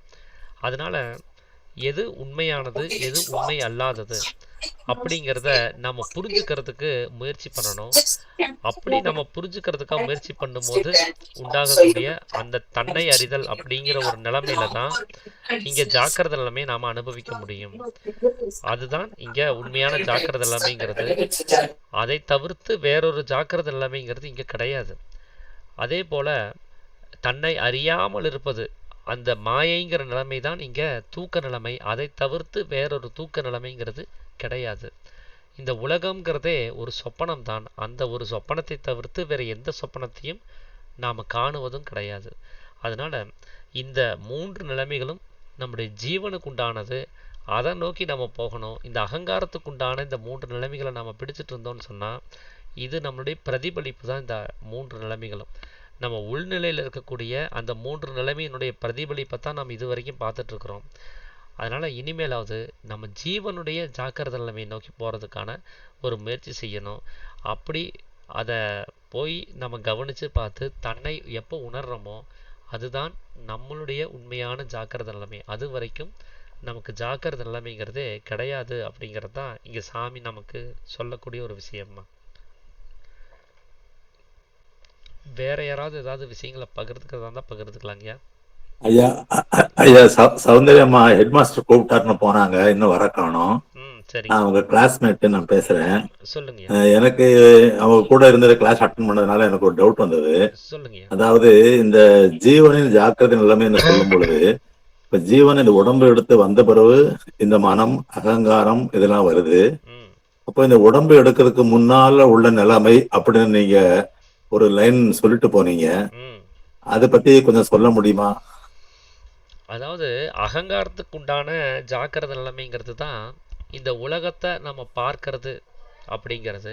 அகங்காரத்துக்கு உண்டான அஜாக்கிரத நிலைமை, அதாவது அறியாமை அப்படிங்கிறது தான் நாம் இந்த உலகத்தை காணாமல் தன்னுடைய மனத்துக்கு தேவையான அத்தனை வெளியில் வியாபிக்கக்கூடிய அத்தனை விஷயங்களையும் உள்ளில் நிலைப்படுத்தி எதையுமே அறியாமல் இருப்பது. இப்போ நைட்டு தூக்கம் அப்படின்னு நாமளாக அபிமானிச்சுட்டு இருக்கக்கூடிய அந்த நிலைமை, அது அகங்காரத்துக்கு உண்டான அந்த தூக்கம் அப்படின்னு சொல்லக்கூடிய நிலைமை. அதில் இந்த உலகம் சார்ந்த ஏதாவது கனவு காணுறோம் அப்படின்னு சொன்னால் அதை சொப்பனம் அப்படின்னு நம்ம சொல்கிறோம். அது அகங்காரத்துக்கான சொப்பனம்ங்கிறது. இந்த 3 தான் நாம் இது நாள் வரைக்கும் கவனிச்சிருக்கிறோம். ஏன்னா நமக்கு இந்த உடம்பையும் இந்த மனசையும் அகங்காரத்தையும் தவிர்த்து வேறு எதுவும் நமக்கு தெரியாது. நம்ம உயிரை பற்றி கவலைப்பட்டது கிடையாது, அதை கவனித்ததும் கிடையாது. அந்த உயிர்த்தன்மை எப்படி இருக்கும்னு நம்ம இது வரைக்கும் கவனித்து பார்த்தது கிடையாது. அதனால அந்த உண்மைத்தன்மையை நமக்கு புரியாததுனால நாம் தெரிஞ்சுக்கிட்ட வகையில் இந்த அவஸ்தைகளை இதுதான் வேதங்களில் சொல்லப்பட்ட ஜாக்கிரதை, சொப்பனம், சுளுத்தின்னு சொல்லி நாம் நம்பிட்டு வந்துட்டுருக்குறோம். இந்த நிலைமைகளை எப்போ இருந்து இருக்குது அப்படின்னா இந்த உடம்பு அப்படிங்கிற அவஸ்தை வந்ததுக்கப்புறம் வந்தது. இந்த உடம்புங்கிற அவஸ்தை கர்ப்பபாத்திரத்துலேருந்து வெளியில் வரல அப்படின்னா நமக்கு அகங்காரம் உண்டாயிருக்காது, மனம் வெளியில் வியாபிச்சிருக்காது. அப்போ மனம் வெளியில் வியாபிக்கும் போது ஜாக்கிரதையாகவும், மனம் உள்ளில் அடங்கும் போது, அதாவது உடம்பினுள் அடங்கும் பொழுது அது தூக்கமாகவும், இது அந்த வெளியில் இருக்கக்கூடிய விஷயங்களை மனம் உள்ளிலே ஆலோசனை செஞ்சு பார்க்கும்போது, கனவாக அதை கவனித்து பார்க்கும்போது அதைய சொப்பனமாகவும் நாம் தான் அதையை தீர்மானித்து வச்சுருக்கிறோம். ஏன்னா இந்த உடம்புங்கிற நிலைமை இருக்கிறதுனால இந்த 3ஐயும் அனுபவிச்சுட்ருக்கிறோம். இந்த உடம்புங்கிற நிலைமை இல்லாத சமயத்தில், இது அனுபவத்துக்கு வராத சமயத்தில், கர்ப்ப பாத்திரத்துக்கு உள்ளார இருந்தாலும் சரி, அந்த கர்ப்ப பாத்திரத்துக்குள்ள ஒரு சிசுவனுடைய பிண்டமாக நாம் உண்டாகாமல், இந்த உடம்பு உண்டாகாமல் அதுக்கு முன்னாடி அணுவாக நாம் இருக்கும்போதும் சரி, இந்த 3 நிலைமையும் நம்ம அனுபவிக்கிறது கிடையாது. நமக்கு மனம் வெளிப்பட்டுருச்சு, மனம் உள்ளில் அடங்கிடுச்சு, மனம் எதையாவது யோசிக்குது அப்படிங்கிறதெல்லாம் அங்கே ஒன்றுமே இல்லை. அதனால் இந்த உடம்பு உண்டானதுனால அதுக்கப்புறம் ஏற்படக்கூடிய இந்த நிலைமைகள் தான் அகங்காரத்திற்கான 3 நிலைமைகள். ஏன்னா இந்த உடம்புங்கிறதே அது அகங்காரம் தான், இந்த உலகம் என்பதும் அகங்காரம் தான். அதனால் இந்த உடம்பும் இந்த உலகமும் ரெண்டும் ஒன்று தான். இந்த உடம்பு உணர்வு நிலைமைக்கு இல்லை அப்படின்னா உலகத்தை அனுபவிக்க முடியாது, உலகம் உணர்வு நிலைமைக்கு இல்லை அப்படின்னா உடம்பையும் உணர முடியாது. ஸோ இந்த ரெண்டுமே ஈக்குவல் தான், உலகம் ஈக்குவல் டு இந்த உடம்பு. அப்படி தான் இதை நம்ம புரிஞ்சுக்க முடியும். இந்த இரண்டுமே அகங்காரம் தான். அதனால் இந்த உடம்பு உள்ளவரை மட்டுமே இந்த நாம் அனுபவிக்கக்கூடிய அவஸ்தைகள் வர்றதுனால அது அகங்காரத்திற்கான 3 நிலைமைகள். ஆனால் நாம் நம்மளுடைய ஜாக்கிரதை நிலைமை என்ன அப்படிங்கிறத கவனித்தா நாம் இந்த உடம்பு கிடையாது, நாம் இந்த அகங்காரம் கிடையாது, நாம் இந்த மனம் கிடையாது. அப்போ யார் நாம் அப்படின்னா, நாம் இது நாள் வரைக்கும் கவனிக்காத ஆள் தான் நாம். அந்த உயிரை பற்றி இது வரைக்கும் கவலைப்பட்டதில்லை. அந்த உயிரானது தன்னை உடம்பாகவும் தன்னை மனமாகவும் தன்னை அகங்காரமாகவும் அதுதான் சிந்திச்சுட்டு இருக்குது. ஒவ்வொரு நேரத்துலையும் தன்னைத்தானே அது வெவ்வேறு விதமாக மாற்றமடைய செஞ்சு இங்கே ஒவ்வொரு விஷயத்தையும் அனுபவிச்சுட்டு இருக்குது. அப்போ அந்த ஜீவன்கிற அந்த நிலைமைக்கும் முன்னாடி அப்போ நாம் இல்லையா? ஜீவன் தான் நாமளா அப்படின்னு கேட்டால் அந்த ஜீவனும் கூட அனித்தியமானது தான், அதுவும் கூட ஆதியும் அந்தமும் உள்ளது தான். ஆனால் நாம் யார் அப்படின்னா தானாக இருக்கக்கூடிய ஈஸ்வரன். அந்த ஈஸ்வரத்துவத்தில் நமக்கு ஆதி அந்தமும் இல்லாமல் அக்ஷரமாக எந்த ஒரு சலனமும் இல்லாத நிலைமையில கூட நாம் இருக்கவே செஞ்சுருக்கிறோம். ஸோ அந்த நிலைமையை நாம் உணரும் போது இந்த ஜீவன் என்ன பண்ணும்? இந்த ஜீவனாகவோ அகங்காரமாகவோ மனமாகவோ தன்னை மாற்றிக்காது. தன்னுடைய உண்மை நிலை என்னவோ அதை நோக்கின பயணத்துக்கு அது போயிடும். அப்போ அந்த ஈஸ்வரனுடைய தன்மையை நம்ம புரிஞ்சுக்கணும்னா முதல்ல நம்ம ஜீவன்கிற நிலைமை என்னன்னு தெரிஞ்சுக்கணும். எப்படி இது ஜீவனாக மாற்றம் அடைஞ்சது அப்படின்னு தெரிஞ்சாதான் ஈஸ்வரனாக எப்படி மாற்றமடைய வைக்கிறதுங்கிறது தெரியும். நம்மளுக்கு தெரிஞ்சது எல்லாமே உடம்பு, மனசு, அகங்காரம். இதை தவிர்த்து நம்ம எதையுமே அனுபவிச்சது கிடையாது. அதனால தான் உள்நிலையில் போய் முதல்ல ஜீவன்னா என்னன்னு கவனிக்கணும். அடுத்ததாக அந்த ஈஸ்வரனுடைய நிலைமை என்னங்கிறத கவனிக்கணும். எப்படி அந்த ஈஸ்வரனாக இருந்த நம்முடைய தன்மை உயிராக மாற்றம் அடைஞ்சதுன்னு தெரிஞ்சாதான் இப்போ உயிராக இருக்கக்கூடிய நாம ஈஸ்வரனாக மாற்றமடைய வைக்க முடியும். இந்த ஒரு ப்ராசஸுக்கு பேர் தான் ஜாக்கிரதை நிலைமைங்கிறது. ஜீவன் தான் யார் அப்படிங்கிறத உணரக்கூடிய நிலைமை. தான் ஈஸ்வரன் தான், அந்த ஈஸ்வரத்தன்மையில் அசையாமல் இருக்கக்கூடிய அக்ஷரம் தான் நாம அப்படிங்கிறத புரிஞ்சுக்கக்கூடிய அந்த நிலைமைக்கு பேர் தான் ஜாக்கிரதை நிலைமைங்கிறது. அதனால இந்த உலகத்தை கவனிப்பது ஜாக்கிரதைன்னு சொல்லக்கூடாது. அது மனம் வேலை செய்யக்கூடிய சமயத்தில் தான் இந்த உலகத்தை கவனிக்கிறோம். அதை வேணால் மனம் வேலை செய்யக்கூடிய சமயம்னு வேணால் நம்ம சொல்லிக்கலாம். உண்மையிலே அது ஜாக்கிரதை என்பது தன்னை அறிதல் தானே தவிர வேறொரு ஜாக்கிரதை கிடையாது. இப்போ தன்னை அறியாமல் இருக்கிறதுனால இதுதான் உண்மையான தூக்கம் என்பது. அறியாமல் இருக்கக்கூடிய நிலைமையை தான் தூக்கம்ங்கிறோம். ஒருத்தர் கிளாஸ் ரூமில் பாடம் நடத்திட்டு இருக்கும்போது இடையில எழுப்பி கேள்வி கேட்பாங்க. பதில் சொல்ல தெரியாமல் மேலையும் கிளியும் முழிச்சாருன்னா நான் பாடம் நடத்திட்டு இருக்கும்போது தூங்கிட்டா இருந்தேன் அப்படின்னு கேட்பாரு மாஸ்டர். ஏன்னா எப்போ நாம் ஒரு விஷயத்தை கவனிக்கலையோ, நம்ம அறிய முடியாமல் இருக்கிறோமோ, அப்போ நம்ம தூக்கங்கிற நிலைமையில் இருக்கிறோன்னு அர்த்தம். தூக்கத்தில் இருப்பவன் தான் மற்றொன்றை அறியாமல் இருப்பான். தூக்கத்தில் இருப்பவன் தான் அறிவிழந்து கிடப்பான், அறிய முடியாத நிலைமையில் இருப்பான் அப்படிங்கிறதுக்கான ஒரு அடையாளம் அது. அதனால எப்போ தன்னை அறியாமல் இருக்கிறோமோ அப்போ நாம் தூங்கிட்டு இருக்கிறோம்னு அர்த்தம். நாம் முழிச்சிருந்தா தன்னை அறியாமல் இருக்கவே மாட்டோம், தன்னை கண்டிப்பாக அறிந்திருப்போம். அந்த தூக்கத்துக்கு காரணம் மாயை அப்படிங்கிற நம்ம ஜீவசக்தியான வாயுனுடைய சலனம். அது எப்போ அந்த சலனத்தை நிறுத்துகிறோமோ தூக்கத்திலேருந்து எந்திரிச்சிருவோம், உடனே அறிவுள்ள நிலைமைக்கு வந்துடுவோம், அறிய வேண்டிய விஷயத்தை அறியவும் செஞ்சிருவோம். அது வரைக்கும் இந்த உலகம்ங்கிற அவஸ்தையை நாம் அனுபவித்து ஒவ்வொரு சுகதுக்கங்களையும் இங்கே பந்தப்பட்டுக்கிட்டு ஒரு கனவாக சொப்பனமாக இதை கண்டு கழிச்சுக்கிட்டே இருக்கிறோம். அதனால் இந்த உலகம்ங்கிற அவஸ்தை தான் ஜீவனுடைய சொப்பனம். தன்னை அறியாமல் இருப்பது தான் ஜீவனுடைய தூக்கம். தன்னை அறிவதே ஜீவனுடைய ஜாக்கிரதை நிலைமை அப்படிங்கிறதுங்கய்யா. நன்றியா, ரொம்ப நல்லா சொன்னதுக்கு நன்றி. ஆனா அந்த இடத்துல இன்னொன்னு விளக்கத்தை என்னால உங்களுடைய அனுமதியோட கேட்கலாம்னு நினைக்கிறேன். என்னன்னா, இந்த உடலை எடுத்த பிறகு இந்த உடலை எடுத்த பிறகும் அதிலிருந்து இந்த உடலை துறக்கும் வரையும் உள்ள காலகட்டம், நாம் இந்த உலகில் வாழும் காலகட்டம், அதில் உள்ள பல்வேறு நிலைமைகளை நீங்கள் நல்லா விளக்கி சொன்னீங்க.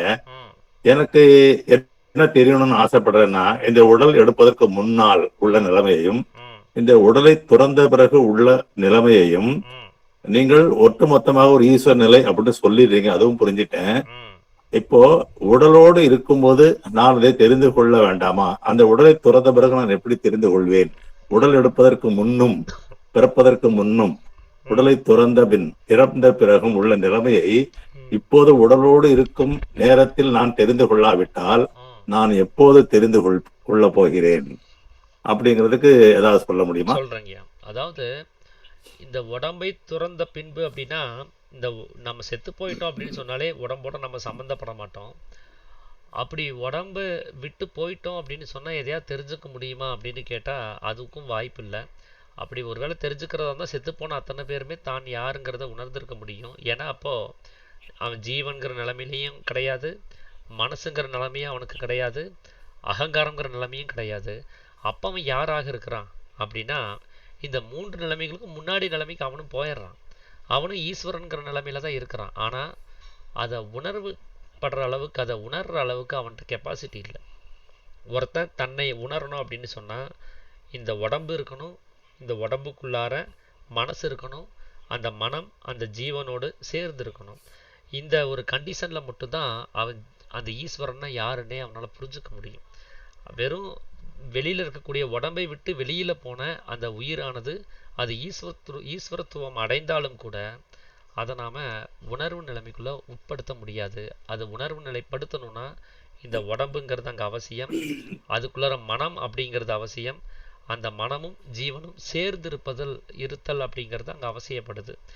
அப்போது இந்த உடம்பு நல்லா இருக்கும் போதே, நமக்குள்ளார ஜீவனானது ஆரோக்கியமாக இருக்கும் போதே, நல்ல அளவில் இருக்கும் போதே நாம் என்ன பண்ணணும், இந்த மனசையும் ஜீவனையும் கொண்டு போய் சேர்த்து அந்த உணர்வு நிலைமையை அனுபவிச்சாகணும். இங்கே ஏன் மனசை கொண்டு போய் சேர்க்க வேண்டியது இருக்குது அப்படின்னா, இந்த மனசு தான் அறிவுக்கு அதிபதி.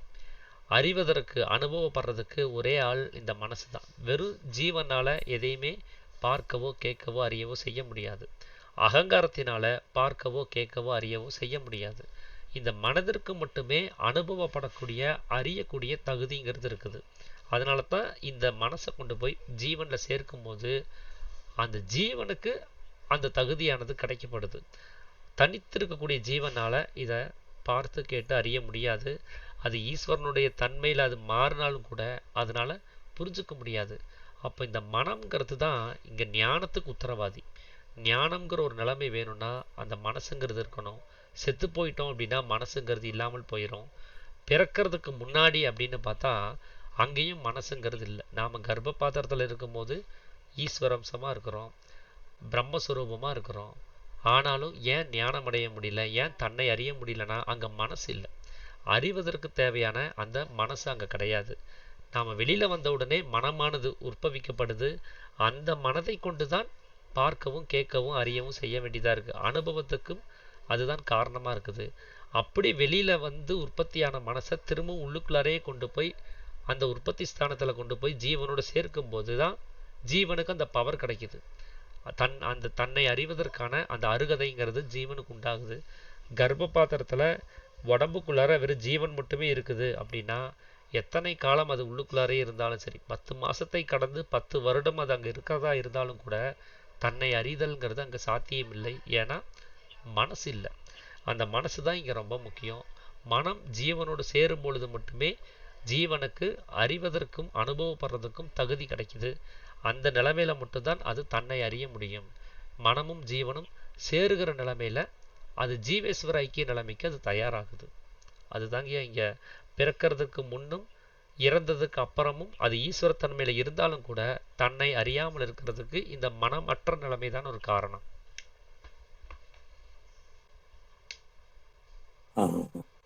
இப்போ நீ ஏற்கனவே ஒன்று சொல்லியிருந்தீங்க, போன கிளாஸ்லயோ அந்த முந்தின கிளாஸ்லயோ, அடுத்த பிறவி என்று எடுத்து விட்டால் அது வேற ஆளு, நான் இல்லைன்னு சொல்லிட்டீங்க. ஆமாங்க. அப்போ இப்ப சேர்த்து வச்சதும் வராது, இப்ப படிச்சதும் வராது, எதுவுமே வராது. அப்போ மறுபிறவி எடுத்தா அது நானாக இருப்பேன்னா அது நானாகவும் இருக்க மாட்டேன், அது வேற ஆளுன்னு சொல்லிட்டீங்க. ஆமாங்க.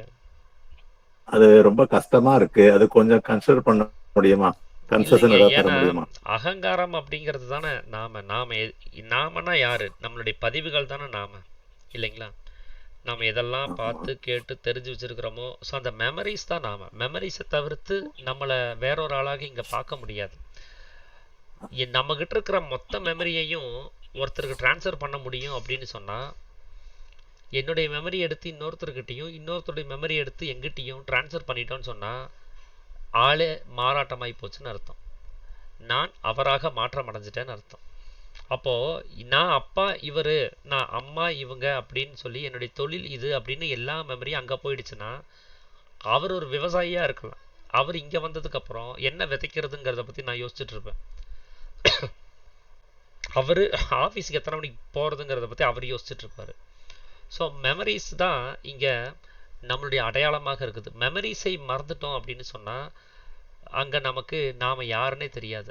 இப்போது ரமேஷ் அப்படின்னு சொல்லி நாம் நம்மளை பற்றி என்ன வேணால் சிந்திச்சுக்கலாம். நாளைக்கு ஏதாவது ஒரு வகையில் ஒரு மறதி வந்துருச்சு அப்படின்னு சொன்னால் என்ன நானே மறந்துட்டேன் அப்படின்னு சொன்னால், என் கூட பழகினவங்களுக்கு நான் யாருன்னு தெரியும். ஆனால் எனக்கு நான் யாருன்னு தெரியாது. நான் யார், நான் எங்கே இருந்தேன், நான் எப்படி இங்கே வந்தேன், அதுவே யோசிச்சுக்கிட்டு இருப்பேன். அப்போது நான்கிற அந்த அகங்காரம் யாராக இருக்குது அப்படின்னா மெமரிஸாக இருக்குது. நம்ம எதெல்லாம் பதிவு பண்ணி வச்சுருக்கிறோமோ அந்த பதிவுகளாக இருக்குது. இப்போ இந்த பதிவுகள் இன்னொரு உடம்புக்குள்ளார வர முடியுமானா முடியாது. ஏன்னா இது உடம்புங்கிற இந்த பென்ட்ரைவுக்குள்ளார அது ஃபீட் பண்ணப்பட்டிருக்குது. நாம் பார்க்கறது, கேட்கறது, அறிகிறது எல்லாமே இந்த மூளையில் இருக்கக்கூடிய அந்த ஸ்டோரேஜ் பாயிண்டில் ஃபீட் பண்ணிகிட்டே வர்றோம். அந்த ஃபீடிங் இன்னொரு உடம்புக்கு அது ட்ரான்ஸ்ஃபர் ஆகிறது கிடையாது.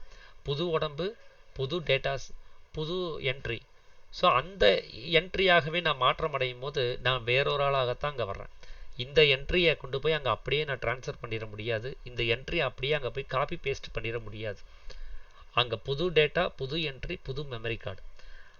அந்த டேட்டா, அந்த டிஸ்க்கு இதாகி போச்சு அப்படின்னு சொன்னால் அதோடு முடிஞ்சது. அதுலேருந்து டேட்டா ரெக்கவரி கூட எடுக்க முடியாது. அப்படிப்பட்ட ஒரு சிஸ்டமேட்டிக் தான் இங்கே நம்மளுடைய மனித மூளைக்குள்ளார இருக்குது. ஸோ இந்த மெமரிஸ் தான் நான் அப்படிங்கிறப்போ அடுத்த ஜென்மம்னு ஒன்று ஒரு வேளை இருக்கிறதாக இருந்தால் அங்கே வேறொரு உடம்பு வரும்போது இந்த மெமரிஸ் அங்கே வரப்போகிறது கிடையாது. அதனால் இந்த மெமரிஸ் தான் ரமேஷ் அப்படின்னா அந்த மெமரிஸ் அது வேறொரு ஆள் தான், அது ரமேஷ் அல்ல. ஏன்னா அந்த ரமேஷுக்கு இந்த ரமேஷனுடைய எந்த ஒரு நிலவரமும் அங்கே தெரிய போகிறது கிடையாது. அது நான் சொல்கிறது இந்த உலகம் சார்ந்த மெமரிஸை பற்றி உள்வாங்கி வச்சிருக்கக்கூடிய அகங்காரத்தினுடைய பதிவுகள் தான். அது அகங்காரமாக இருக்கக்கூடிய நான்கிற இந்த ரமேஷனுடைய பதிவுகளை பற்றி தான் சொல்கிறேன். ஆனால் நம்மளுடைய ஞான நிலைமைகளுக்குள்ளார இந்த உள்முக பயணத்துக்குள்ளார வரக்கூடிய அநேக அனுபவங்கள், உள்நிலை பயணத்தில் இருக்கக்கூடிய அனுபவங்கள் எதுவுமே மாற்றம் அடைகிறது கிடையாது. ஏன்னா அந்த பிரைமரி டிஸ்க் அது அப்படியே தான் மாற்றமாகி அது மாற்றம் அடையாமல் தான் வருது. செகண்டரி மெமரி தான் இங்கே மாற்றம் அடையும். அது அகங்காரத்துக்கான மெமரிஸ் தான் மாறும். ஆனால் ஜீவனுக்கு உண்டான பயணமானது, ஜீவனுக்கு உண்டான மெமரிஸ் ஆனது எந்த ஜென்மத்திலையுமே அது மாற்றம் அடையாமல் அடுத்தடுத்து அப்படியே தான் வந்துட்டே இருக்கும். ஒரு புஸ்தகத்தில் 100 பேஜ் இருக்குது அப்படின்னா 40 பேஜ் படிச்சுட்டு ஒருத்தர் அந்த புக்கை மூடி வச்சுட்டார் அப்படின்னு சொன்னால் மறுநாள் அதை எடுத்து படிக்கும் போது அவர் 41வது பேஜிலேருந்து தான் படிப்பார். மறுபடி ஃபஸ்ட்லேருந்து காலையில் 6 மணி நான் காஃபி குடித்தேன் அப்படின்னு சொல்லி ஒரு காமெடி மாதிரி அவர் முதல்லேருந்து தொடங்க மாட்டார். அவர் 41லேருந்து தான் தொடங்குவார். அதுபோல தான் நம்ம ஜீவனுடைய மெமரிஸ்ன்னு இருக்குது, அனுபவங்களுடைய சேர்க்கை அப்படிங்கிறது இருக்குது. அதில் வேணால் நமக்கு அப்கிரேடு கிடைக்கும். இதில் எவ்வளோ சேகரித்தமோ அதனுடைய சேகரிப்போடு சேர்த்து அடுத்தது என்ன சேகரிக்க போகிறோமோ அதையும் சேகரித்துட்டு போயிட்டுருக்கலாம். ஆனால் அகங்காரத்துக்கான மெமரியை பொறுத்த வரைக்கும் அது ஒன் டைம் யூசேஜ் தான். யூஸ் அண்ட் த்ரோ கப்பு மாதிரி. இந்த மெமரி கார்டை யூஸ் பண்ணுறோமா, இது இங்கேயே எரேஸ் பண்ணிவிட்டு அடுத்தது போயிடணும். அங்கே ஒரு மெமரி கார்டு வரும், அதை யூஸ் பண்ணுவோம், அதை எரேஸ் பண்ணிவிட்டு போயிடுவோம். ஏன்னா அதில் பதிவு பண்ணப்பட்ட அத்தனை விஷயமே நமக்கு தேவையில்லாதது தான். அதனால தான் அது செகண்டரி மெமரியில் இருக்குது. நிறையா விஷயம் நம்முடைய அனுமதியே இல்லாமல் ஆட்டோ டெலீட் ஆகிட்டே இருக்கும். நீங்கள் கவனித்து பாருங்கள். முந்தானேத்து ஒரு குழம்பு சாப்பிட்ருப்போம், அதை பற்றி நமக்கு கேர் பண்ணியிருக்க மாட்டோம். ஆனால் அது இன்றைக்கி மறந்து போயிருப்போம். ஆனால் நாம் அனுபவித்த அனுபவம் தான். ஆனால் எப்படி எரேஸ் ஆச்சுன்னா ஆட்டோ டெலீட் ஆகிருக்கும். ஏன்னா அது நமக்கு தேவையில்லாதது. அப்படி நாம் ஒரு சில விஷயத்தை வாலண்டரியாக இது தேவைப்படுமோ அப்படிங்கிற எண்ணத்தில் நாம் அதை வாலண்டரியராக நாம் பதிவு பண்ணி வச்சுருப்போம். அதுவும் தேவையில்லாததே. இந்த அகங்காரம் இந்த உலகம்ங்கிற அவஸ்தையில் எதெல்லாம் பதிவு பண்ணுதோ அத்தனையுமே தேவையில்லாதது. அதனால தான் அது அடுத்த இதில் டிரான்ஸ்ஃபர் ஆகி வர்றது கிடையாது.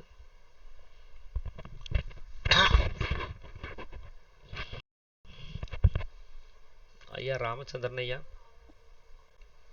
ஐயா நன்றி ஐயா. இந்த இப்போ நீங்க தெளிவா சொல்லிட்டீங்க. கொஞ்சம் இருமலா இருக்குன்னு நினைக்கிறேன் உங்களுக்கு. நான் அதனால சரி ஒரே லைன் இதை நிறைவு பண்ணிக்கிறேன்.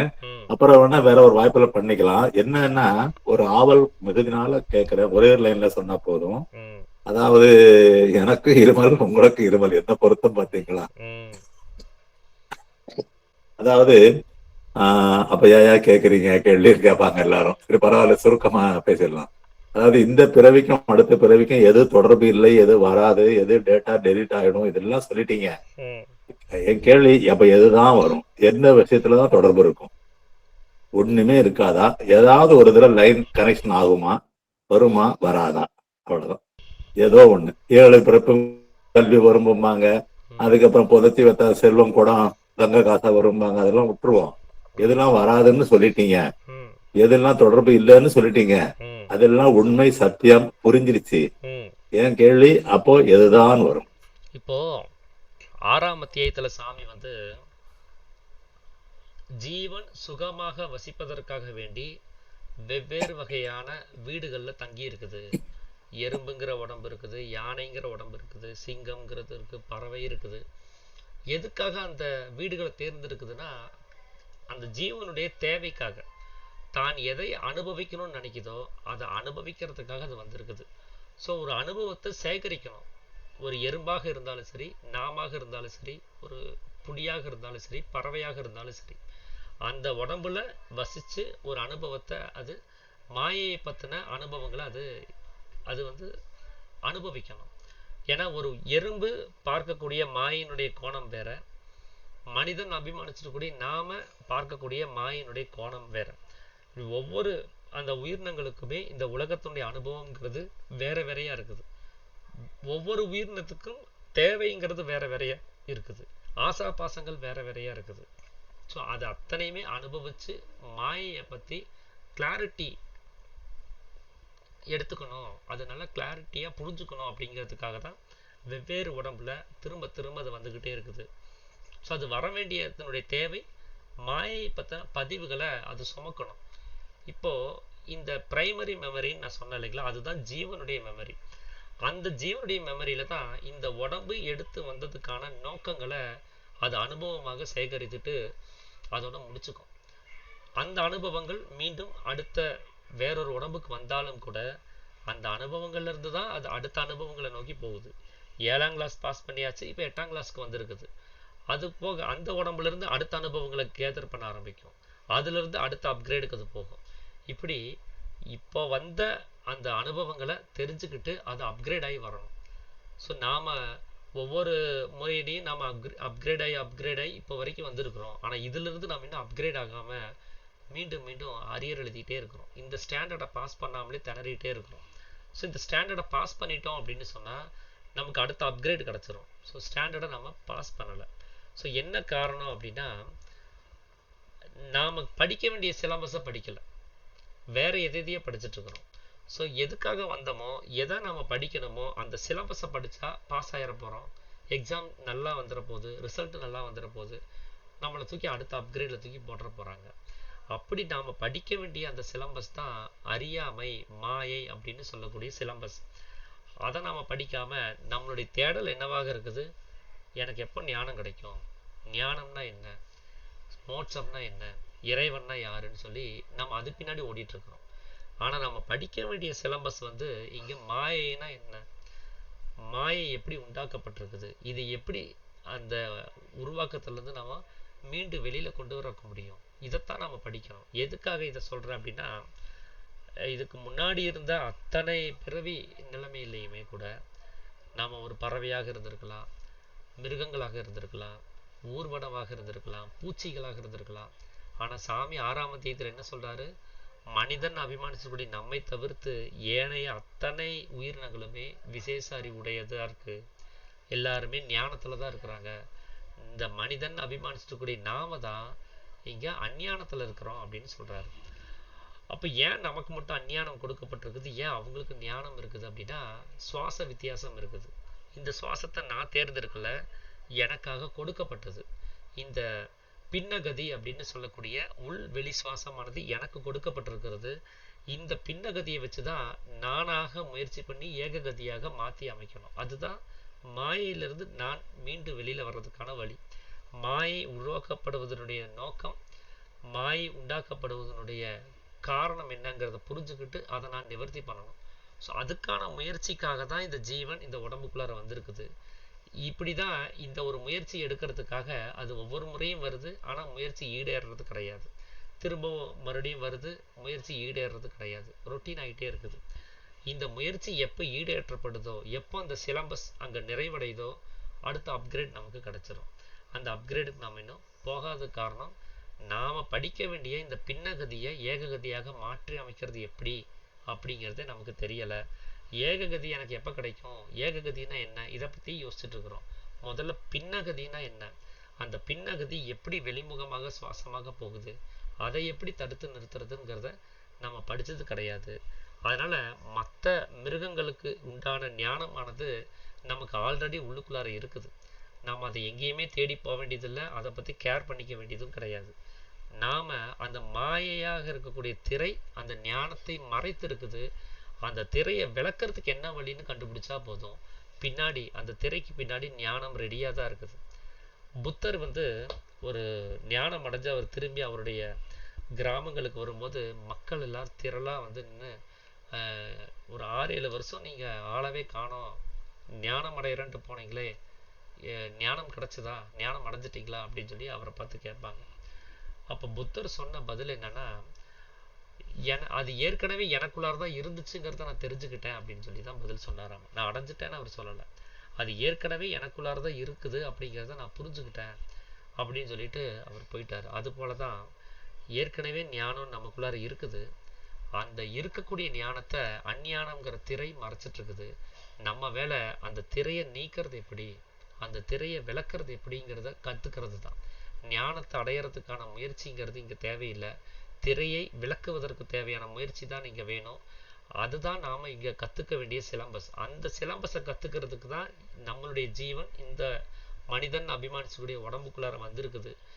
அதையே எப்போ கற்றுக்குதோ அந்த கற்றுக்கக்கூடிய நிலைமையில் அது என்னெல்லாம் அனுபவப்படுதோ அதெல்லாம் அதனுடைய பிரைமரி மெமரியில் சேவ் ஆகிட்டே வந்துட்டே இருக்குது.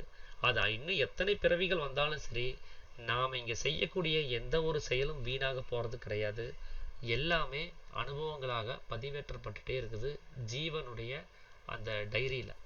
அதனுடைய டைரியிலிருந்து அது அனுபவித்த அனுபவங்களுக்கு தகுந்தபடி அடுத்தடுத்த பிறவிகளில் நமக்கு அடுத்தடுத்த அப்கிரேடுக்கான எல்லா வழிவகைகளையும் அவங்க ஓப்பன் பண்ணிகிட்டே தான் வர்றாங்க.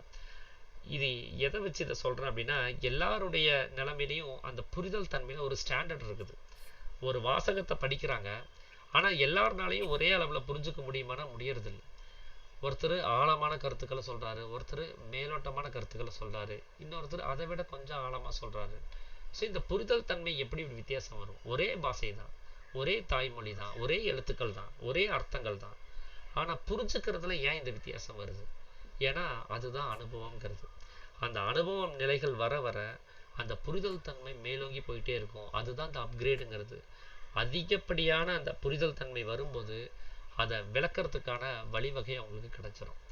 ஸோ இப்படி தான் இந்த உள்ளுக்குள்ளார இருக்கக்கூடிய ஜீவன் இந்த உடம்பை வைத்து கொண்டு வெளியில் அனுபவக்கூடிய விஷயங்களை பதிவுகளாக அது பிரைமரி மெமரியில் அது சேவ் பண்ணிக்கிட்டே ஒவ்வொரு ஜென்மத்திலையுமே அது உள்ளுக்குள்ளார தன்னை வளர்த்தி எடுத்துக்கிட்டே இருக்குது. தன்னை அனுபவத்தில் உயர்த்திக்கிட்டே வருது. அந்த தேவைப்படக்கூடிய குவாலிஃபிகேஷன் வரும்போது அது அந்த திரையை விளக்கிறதுக்கான வழிவகையை உடனே காமிச்சு கொடுத்துடும். அதை விளக்கிட்டோம் அப்படின்னு சொன்னால் நமக்கு ஞானமானது ரெடியாக இருக்கும். அனுபவங்கள் கடத்தப்படுகின்றன, கரெக்டா? ஆமாம், அடுத்தடுத்த பிறவிகளுக்கு அனுபவங்கள் கடத்தப்படுது. ஜீவனுக்குண்டான அனுபவங்கள் இந்த உலகம் சார்ந்த அனுபவங்கள் கிடையாது. அது அனுபவங்கள் கடத்தப்படுதுன்னு புரிஞ்சுக்கிட்டேன், சரின்னு சொல்லிட்டீங்க. அதாவது கண்ணாடி மேல் உள்ள தூசி நீக்கினால் உருவம் தெளிவாக தெரிந்துவிடும்.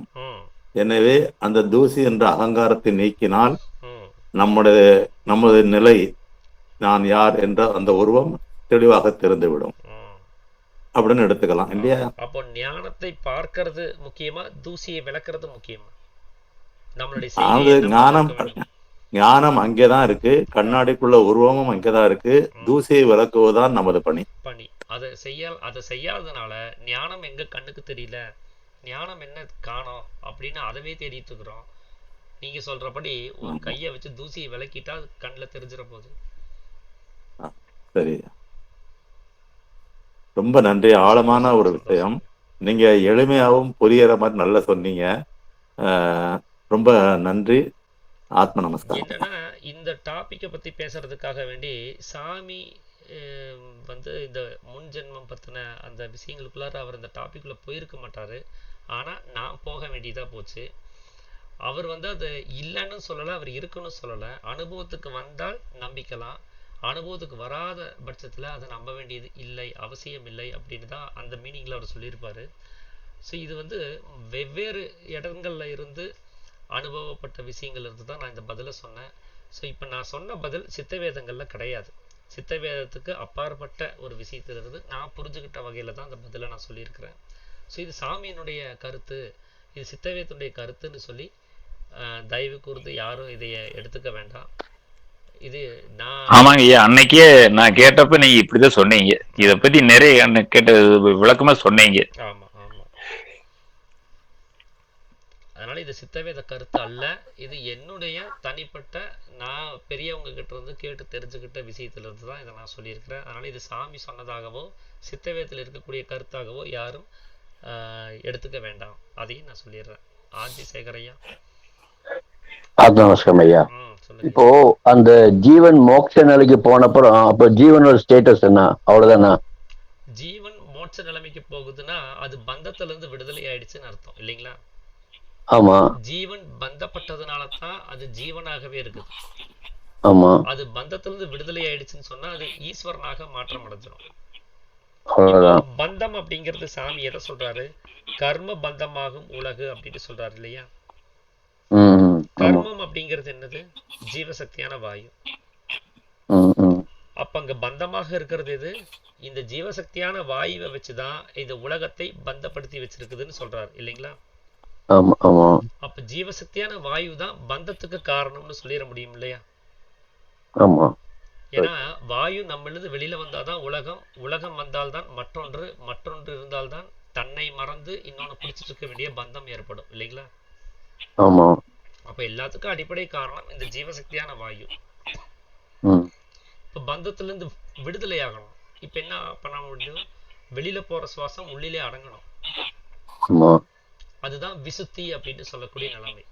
வி அப்படின்னா விசேஷம், அதாவது அறிவு, அதாவது ஜீவசக்தியான வாயு. சுத்தி அப்படின்னா நிர்மலம், அது இல்லாமல் ஆகிறது. அப்ப ஜீவசக்தியான வாயுனுடைய சலனம் இல்லாமல் ஆகும்போது அங்க அது வரைக்கும் ஜீவனாக இருந்து விசுத்திங்கிற அந்த ஆதாரத்தை அனுபவிச்சுட்டு இருந்த ஜீவன் எப்ப அந்த சலனமற்ற தன்மைக்கு போகுதோ அடுத்தது ஆக்னை அப்படின்னு சொல்லக்கூடிய சக்கரத்துக்குள்ள வந்துடும். அந்த அனுபவம் நிலைக்கு வந்துடும். அங்க அவர் ஜீவன் சொல்லியிருக்க மாட்டாரு, ஜீவன் சிவனாகி சதா ஆனந்தித்து கொண்டிருக்க வேண்டிய நிலைமை அப்படின்னு சொல்லியிருப்பார். அப்போ இந்த வெளியில போகக்கூடிய சுவாசம் நின்று போச்சுன்னு சொன்னா இந்த ஜீவன் சிவனாயிரும். எப்ப அந்த சிவனுக்கு சுவாசம் வருதோ அப்ப அது ஜீவனாக ஆயிருது. அப்போ சிவன் சுவாசிச்சாரு அப்படின்னா ஜீவன், ஜீவன் சுவாசிக்கல அப்படின்னு சொன்னா அவர் சிவன்.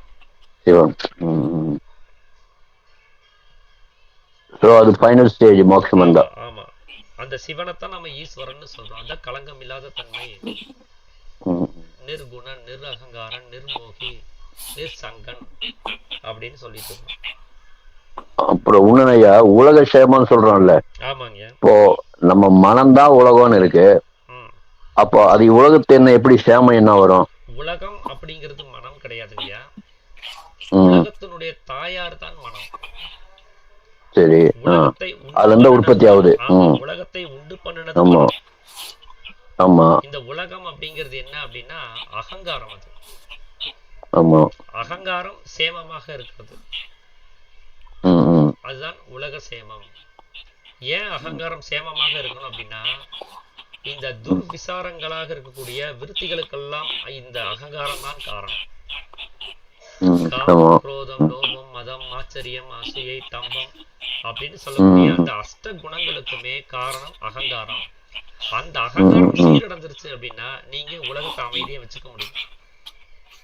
அகங்காரத்தை நீங்க சரி பண்ணலன்னா இன்னொருத்தரை பார்த்து பொறாமப்பட வேண்டியது இருக்கும், இன்னொன்னை பார்த்து ஆசைப்பட வேண்டியது இருக்கும், இன்னொருத்தரை பார்த்து கோபப்பட வேண்டியது இருக்கும். அப்ப இதெல்லாம் இருக்கிறதுனால தான் நீங்க சாந்தி சமாதானமும் இல்லாம உலகம் திண்டாடிட்டு இருக்குது. சுயநலம் வந்துருது இல்லையா? நான் பெரியவன், இது என்னுடைய இது, அது வேறோடையது அப்படிங்கிற பிரிவினைகள் உண்டாகுது இல்லையா? இது எல்லாத்துக்கும் அடிப்படை காரணம் அகங்காரம் தானே.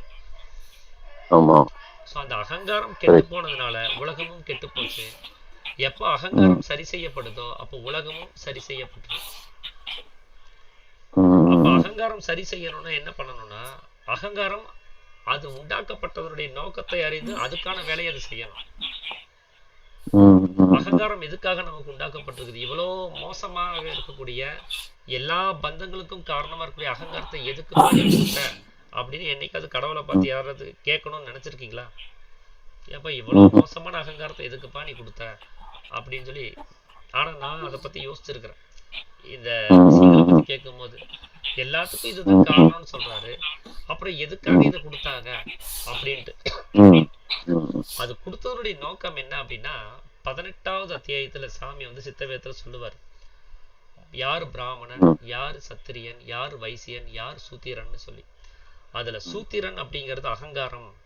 சூத்திரனுடைய வேலை என்ன, அது உண்டாக்கப்பட்டதனுடைய நோக்கம் என்ன, பிராமண பாத சேவை. பிராமணனாக இருக்கக்கூடிய மனம் புருவ மத்தியமா இருக்கக்கூடிய பாதத்தை நோக்கி போவதற்கு முயற்சி பண்ற வேலையை தான் இந்த அகங்காரம் செய்யணும். அதுக்காக தான் இது படைக்கப்பட்டது. ஆனா இது அந்த வேலையை செய்யாம இந்த மனசை கொண்டு புருவ மத்தியத்துல சேர்க்கறதுக்கு உதவி பண்ணாம இது மனசை வெளிமுகமாக பயணிக்கிறதுக்கு எல்லா வேலையும் செஞ்சுட்டு இருக்குது. அப்போ வந்த வேலையை விட்டுட்டு சொந்த வேலைய இந்த அகங்காரம் செஞ்சுட்டு இருக்குது. அதனாலதான் மனமும் கெட்டு போகுது, அகங்காரமும் கெட்டு போகுது. அது ரெண்டு பேருமே பயணிக்கக்கூடிய உலகமும் கெட்டு போகுது. எப்போ அகங்காரம் உண்டாக்கப்பட்டதனுடைய நோக்கத்தை அறிந்து அந்த அகங்காரமானது திருந்தி உள்முக பயணத்துக்கு மனம் போறதுக்கு உதவி பண்ணுதோ, இந்த நேரத்துல வெளியில போய் என்ன பண்றது, நமக்கு வந்து பயிற்சி பண்ணுவோம் அப்படின்னு சொல்லி இந்த உடம்பு இந்த மனசுக்கு ஒத்துழைக்கணும். இந்த நான் அப்படின்னு சொல்லக்கூடிய நிலைமை இந்த மனதிற்கு ஒத்துழைக்கணும். மனசு உள்ளுக்குள்ளார போகும்போது இந்த அகங்காரம் கொண்டு வந்து ஒரு ஸ்கிரீனை போட்டு பாரு, நாளைக்கு இவர்கிட்ட நீ இதை பத்தி பேசணும், அந்த பிசினஸ் அங்க இருக்குது, இவரை நீ சந்திக்கணும்னு சொல்லி ஒரு ஸ்கிரீனை போட்டுச்சுன்னு வச்சுக்கோங்க, மனசு அப்படியே வெளியில ஓடி வந்துடும். நம்ம மனசு இப்ப அதைத்தானே பண்ணிட்டு இருக்குது. உள்ளுக்குள்ள தியானம் பண்ணணும்னு மனசை கொண்டு போய் நிறுத்தினா உள்ளுக்குள்ளாரே ஒரு ஸ்கிரீன் ஓடுது, இந்த உலகம் சார்ந்த விஷயங்கள் ஏதாவது ஒண்ணு முன்னாடி ஓடிட்டு இருக்குது. அதுக்கு காரணம் இந்த அகங்காரம் பண்ற வேலைதான். இந்த மாதிரி வேலைகள்லாம் செய்யாம இந்த மாதிரி பதிவுகள் எல்லாம் பதிவு பண்ணி வச்சுக்கிட்டு அதுக்கு நினைவு விட்டாம அந்த மனம் உள்ளுக்குள்ளார போறதுக்கு இந்த உடம்பையும் அந்த சிந்தனைகளையும் அது சரி பண்ணிச்சு அப்படின்னு சொன்னா, அந்த பதிவுகளை அதுக்கு நினைவுபடுத்தாமல் உலகம் சார்ந்த அந்த பதிவுகளை கொடுக்காமலே இந்த அகங்காரம் பார்த்துக்குச்சு அப்படின்னு சொன்னா, அதுதான் சூத்திரத்தன்மைங்கிறது. அந்த நிலைமையில இருந்துச்சுன்னா நமக்கு மோட்சமானது எளிதிலே கிடைக்கும். இப்போ ஆசிரமம் வந்து உலக சேமத்துக்காக ஜெபம் பண்றான்னு சொல்றாங்கல்ல, அவங்க என்ன உலக சேமம் என்ன சொல்றாங்க? அவங்க உலக சேமத்துக்காக வேண்டி நாம ஆசிரமத்தை ஸ்தாபிச்சிருக்கிறோம். இல்ல ஜெபம் கூட எதுக்காக, உலக சேமத்துக்காக தான் அப்படின்னு சொல்லி சொல்றாங்க. ஏன்னா அவங்களுக்கு இருக்கக்கூடிய அந்த கட்டுக்கோப்பான அந்த சட்டத்திட்டங்களை மேற்கொள்வதற்கு அவங்களுக்கு அந்த ஜெபம் அவசியம். 7 மணி நேரம் இந்த உலகத்துக்காக வேண்டி அவங்க ஜெபம் பண்ணல அப்படின்னு சொன்னா அவங்களால அந்த கட்டுக்கோப்பாக சட்டங்களுக்குள்ளார இருக்க முடியாது. அந்த அகங்காரமற்ற நிலைமையில அவங்க இருக்கணும். அங்க கொஞ்சமே அகங்காரம் வந்தா என்ன ஆகும் நினைச்சு பாருங்க. ஒரே குடும்பத்துக்குள்ளார அகங்காரம் வந்துச்சுனாலே கோர்ட்டு கேஸ் வெட்டு குத்துன்னு அலைஞ்சிட்டு இருக்கிறோம். அங்க வெவ்வேறு குடும்பத்துல இருந்து வெவ்வேறு திசைகள்ல இருந்து வெவ்வேறு இனங்கள்ல இருந்து நம்ம வந்து சேர்ந்திருக்கிறோம். அங்க ஒரு அகங்காரம் ஒண்ணு கிளாஸ் ஆச்சுன்னு சொன்னா அங்க எப்பேற்பட்ட பிரச்சனை வரும். அகங்காரத்தை கட்டில் வைத்திருக்கிறதுக்கு தான், அந்த ஒரு கட்டுக்குள்ளார வச்சிருக்கிறதுக்கு தான் அந்த 7 மணி நேர ஜெபம். அதுதான் உலக சேமத்துக்கானது. இப்ப இவங்க 7 மணி நேரம் ஜெபம் பண்றதுனால உலகத்துல பிரச்சனை வராது, உலகம் சேமமாயிரும், உலகம் எல்லாமே சாந்தி சமாதானம் அடைஞ்சிரும் அப்படிங்கிறது அதனுடைய நோக்கம் கிடையாது. உலக சேமத்துக்காக வேண்டி உருவாக்கப்பட்ட நிர்வாகம் சரியாக இயங்கும், அந்த நோக்கம் சரியாக ஈடேறும் அப்படிங்கிறதுக்காக தான் அந்த 7 மணி நேரம் ஜெபம்ங்கிறது. பொதுவா இது ஏன் உலக சேமத்துக்காக வேண்டி உருவாக்குனாங்க அப்படின்னா, உலகம் சாந்தியும் சமாதானமாக இருக்கிறதாக இருந்தால் நாம் சமாஜத்தை துவங்க வேண்டிய அவசியமே இல்லைன்னு தான் சாமி சொல்றாரு. உலகத்துக்கு சாந்தி சமாதானம் இல்லாதனால நாம் அதைய உலகத்துக்கு காமிக்க வேண்டியதா இருக்குது. சாந்தி சமாதானம் செஞ்சா கிடைக்கும் அப்படிங்கறத உலகத்துக்கு தெரிவிக்க வேண்டியதா இருக்குது. இதுக்காக ஒரு புஸ்தகத்தை அச்சிட்டு ஒரு பிரச்சாரம் மூலமாக நாம ஏதாவது செய்யறோம்னு சொன்னா அது எளிதில் விளங்குறது கிடையாது.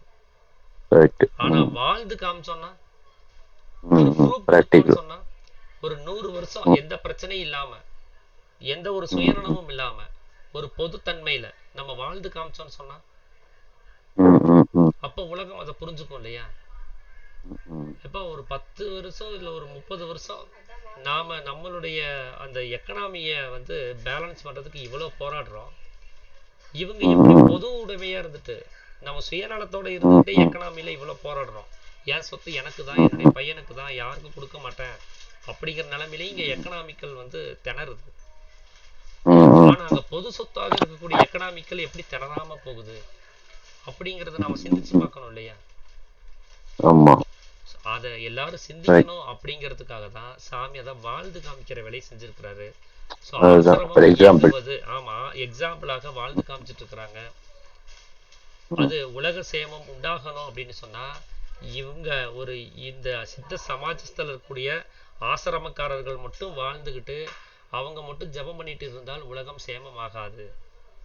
ம், ம், ம். இந்த ஃபார்மேட்டை மக்கள் புரிஞ்சுக்கிட்டு அதை ஏத்துக்கிட்டு உலகம் எப்போ இந்த சமாஜத்தோட நடவடிக்கைகளை பின்பற்ற ஆரம்பிக்குதோ, ம், ம், ம். இது போல சட்டத்திட்டங்களை அவரவர்களுடைய நாட்டிலேயும் இது போல பொது உடைமையை அவர்களுடைய மனதிலேயும் அவங்க விதைச்சு அதைய விஸ்தரிக்கிறாங்களோ அப்போ உலகம் சேமமாகும். ம், ம், ம். கோவையில இந்த கணபதி ஆசிரமம் சமாதி எங்க இருக்குதா கணபதி கோவையில? சுவாமிகள், ஆமாங்கய்யா, உடையாம்பாளையம். ஆ, உடையாம்பாளையம். ம், நான் இப்போ இங்க ஒரு ஆசிரமம்னு ஒரு போயிருந்தேன்னா, ம், அங்க என்ன சொல்றாங்க, அங்க வந்து ஒரு டைம்ல எப்படி ஆசிரமம் ஜெபம் பண்றாங்களோ அதெல்லாம் கூட சொல்லி கொடுத்துருந்தாங்களாம். ம். இப்பவும் இருக்குங்கய்யா. இப்பவும் அதெல்லாம் வந்து ஒரு 5 கதியோ 6 கதியோ அவங்க சொல்லி கொடுத்துட்டு தான் இருக்காங்க. ஆ, அதுல வந்து நடன கதின்னு ஒண்ணு இருக்கான், நடன ஜெபம்னு. ம், அது எப்படி நான் கை கால்லாம் ஆட்டிங் பண்ணுவான்னு கேட்டேன். அவங்க சும்மா சிம்பிளா ஒரு இன்ட்டு கொடுத்தாங்க, அப்படி பண்ண மாட்டாங்களாம். ம், இப்போ இந்த மம்டியில நம்ம கிரவுண்ட குத்துறோம் வச்சுங்க, ம், அது என்ன ஆக்ஷனு. அதே மாதிரி கிளப்பாறு எடுத்து மணல்லாம் எடுக்கிற வச்சு அது என்ன ஆக்ஷனு. ம், அது மாதிரி ஒரு சீக்வன்ஸ் இருக்கான். ம், அதுதான் நடன ஜபமா, அது நடன கதி.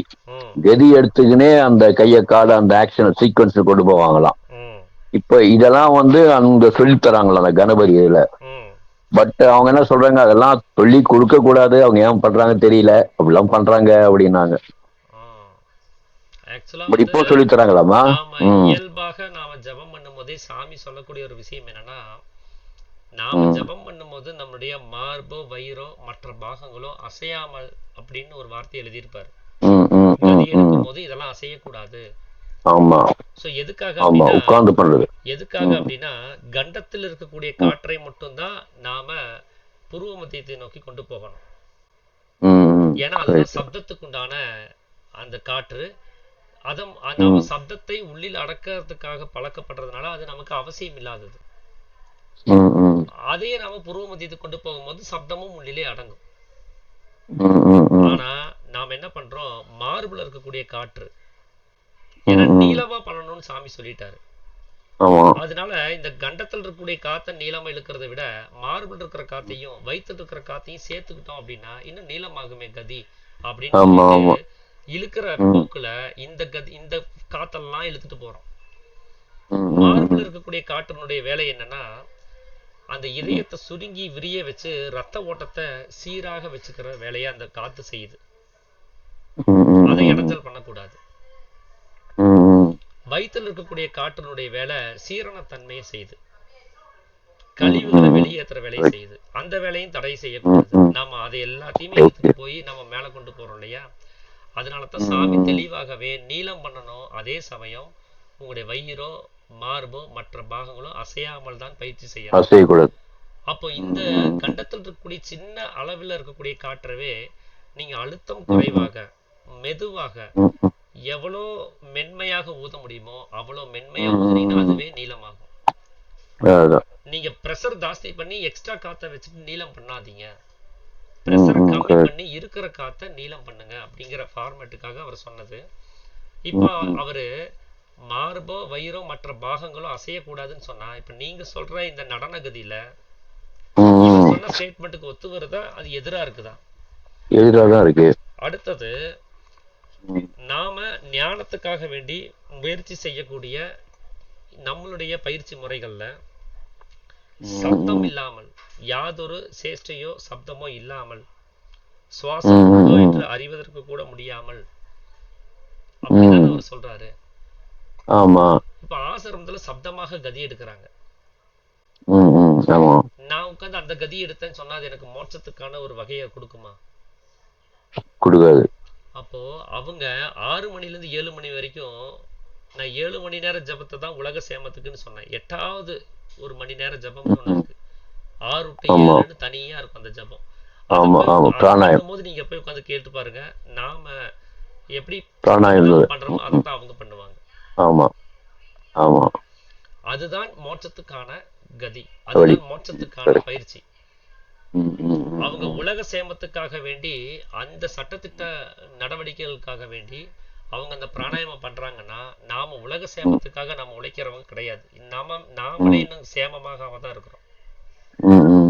நம்மளால உலக சேமத்துக்கு உழைக்க முடியாது. அதனாலதான் சாமி இந்த கதிய வெளியில் எடுக்க வேண்டாம், ஆசிரமத்தில் மாத்திரமே எடுக்க வேண்டியதாகும்னு அவர் சொல்றாரு.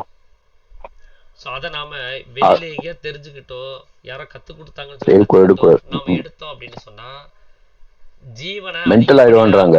ஜீவனை அதிகப்படியாக நாம் நஷ்டம் செய்ய வேண்டிய வேலையோடு இல்லாம அது பிரஷர் அதிகமாக மண்டைக்கு ஏறிடுச்சுன்னு வச்சுக்கோங்க, மென்டல் ஆயிடும் சொல்றாங்க. அந்த கண்டக்டர் இல்லாம நீங்க அந்த கதியை அபியாசம் பண்ணி பிரஷர் அதிகமாயிடுச்சுன்னு சொன்னா அந்த நரம்புகள்ல பாதிப்பு ஏற்படும். அதனாலதான் சாமியா அதுக்கு எந்த வகையிலையும் நாம உத்தரவாதம் கிடையாது. நீங்க இந்த கதியை அப்படி வெளியில போய் எடுத்தீங்கன்னா சித்த வித்தை அதுக்கு உத்தரவாதப்படாது அப்படின்னு சொல்லிட்டாரு. அதனால ஆசிரமத்தில் எடுக்கிற கதி அவங்க உலக சேமத்துக்காக வேண்டிய திட்டங்களுக்காக எடுக்கிறாங்க. நாம அதை கேர் பண்ணிக்க வேண்டியதில்லை. அவங்களும் மோட்சத்துக்காக வேண்டி அந்த பயிற்சி பண்ணக்கூடிய இடங்கள்ல 6 to 7 சாயந்தரம் பண்ணக்கூடிய பயிற்சியில நாம செய்யக்கூடிய பயிற்சி தான் மோட்சத்துக்காக செய்யறாங்க.